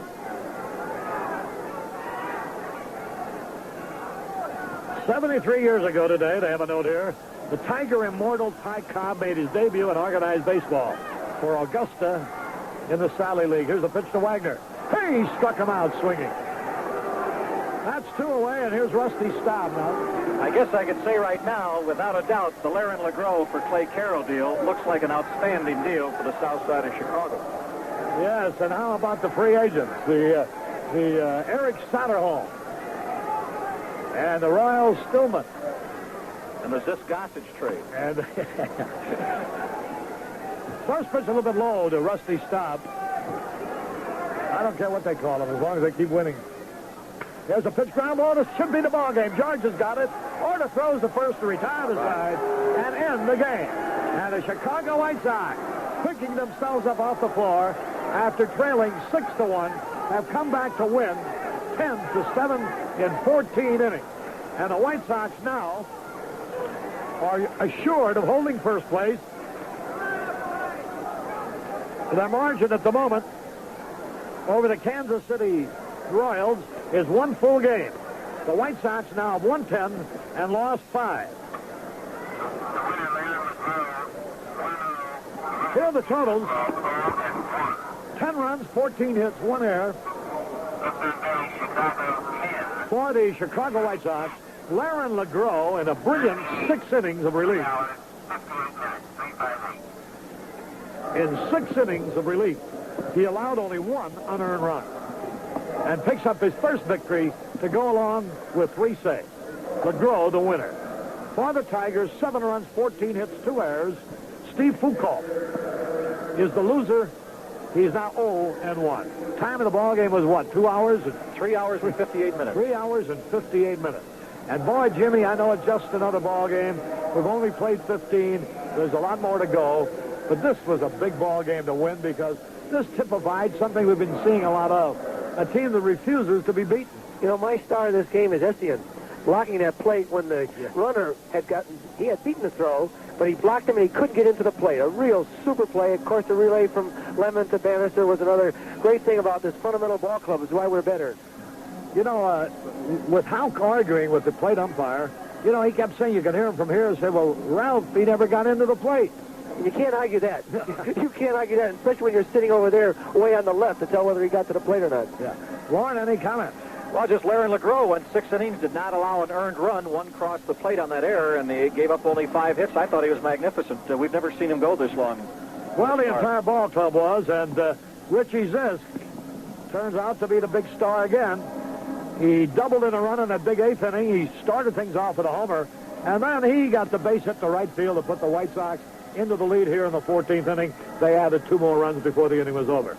So that's it. A very exciting ball game, and the Chicago White Sox have defeated the Detroit Tigers. They are assured now of coming home Friday night with no worse than a 500 record for the first segment of this road trip. After we play those 3 games in Chicago, Friday night, Saturday, and Sunday afternoon, we hit the road again for another 10 games.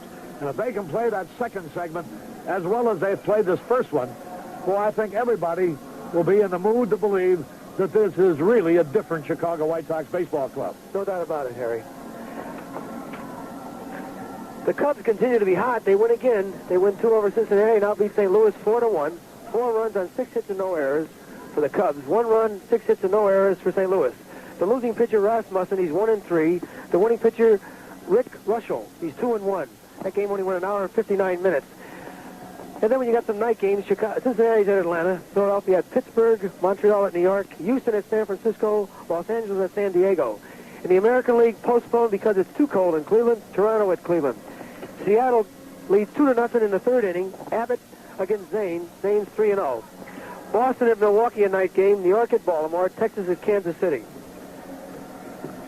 Well, that's it. Tomorrow afternoon now, we'll see you at 12:15 Chicago time for the second and final game of this particular phase of the road trip before returning home to face the Texas Rangers with a team night game Friday night, an afternoon game Saturday. Radio 78. A federal judge in San Francisco has agreed to hear a request by Sarah Jane Moore to withdraw her guilty plea in the attempted assassination of former President Ford.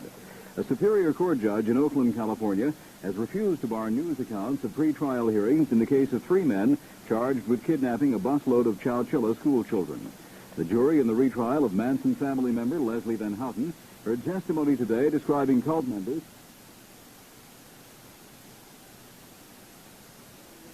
He's done just a tremendous job for us. If you look at yesterday's game and you want to take one play that won the game for us, was the play that he blocked the plate. Yeah. Otherwise, the ball game is over. And eventually, we went on to win it. And that's the one play that won it, I think. You know, the funny thing about that play, they all, from the Detroit side, they were all so angry because it looked like the umpire was going to call the man safe. Well, actually, the umpire was going to call him safe until he saw that Essien had blocked him off so far he had never even gotten to the plate. That's right. And, of course, sitting on the sidelines, we couldn't see it. Ralph Houck, he couldn't see it. The Detroit players couldn't see it. And you people probably had the best view of it of anybody in the ballpark because you're high and right above home plate. And I'm sure it was a heck of a picture and description for the people back home. You know, you're talking about Essien hitting better, different stance and so forth, different grip of the bat. I guess this proves the old baseball adage that when a guy's hitting, it improves his game everywhere. It does, Harry, but now I'd like to just comment on that one comment just for 1 minute. Chet Lemon is struggling with the bat right now, but he has not let down that outfield. Yeah. He's playing a great outfield, and he's done an awful lot to help this ball club win. Well, we had one play yesterday that saved the ball game, as you just mentioned, and had to be perfect from every angle of it. Now, Lemon had to hit the relay man perfectly, the relay man had to get the ball to the plate perfectly, and the catcher had to do the job he did to block off the runner. That's right, and it all started from a boy that is not really hitting the ball like he's capable of or like he'd like to be hitting. Yeah, that's a play that this team has been very weak at in recent years.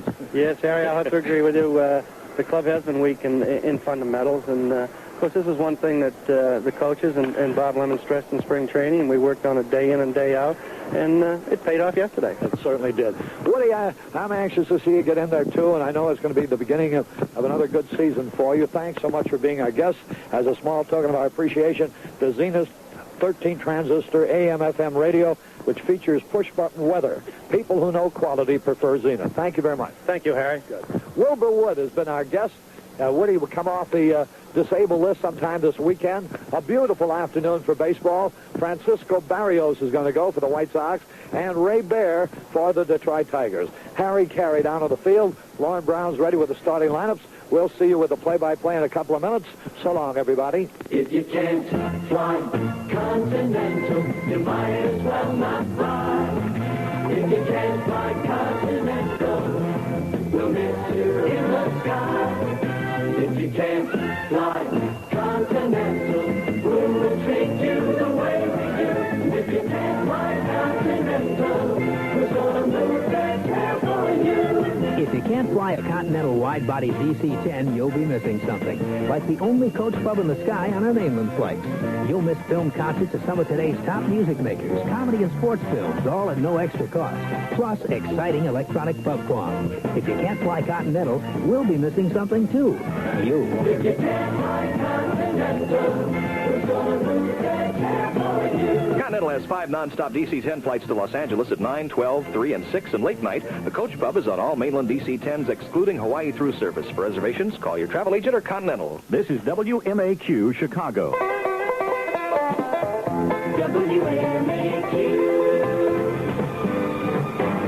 WMAQ. Your radio station brings you Chicago White Sox baseball.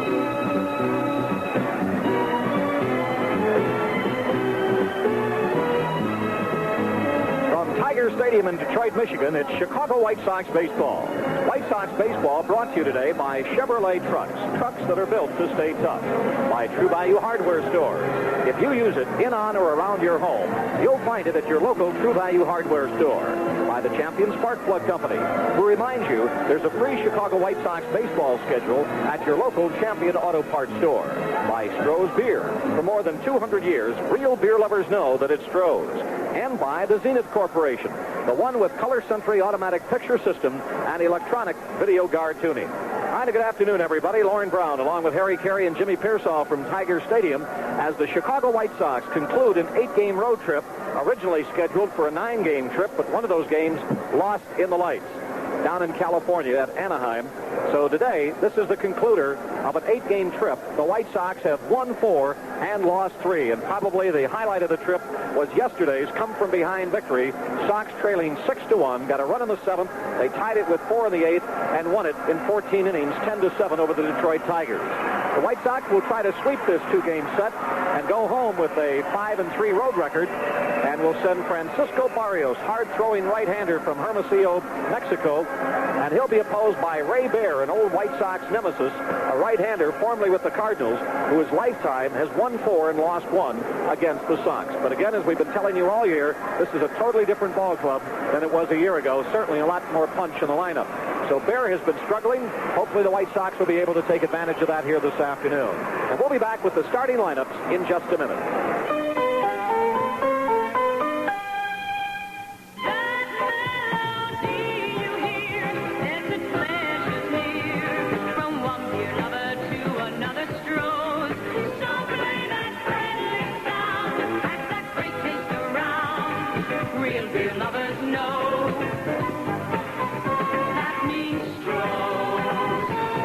Stroh Brewery Company, Detroit, Michigan.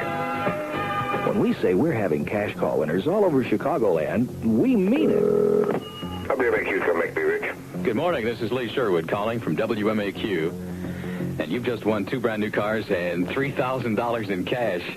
Congratulations. No kidding. No kidding. Another cash call is coming soon. Another reason to answer every phone call. WMAQ is going to make me rich.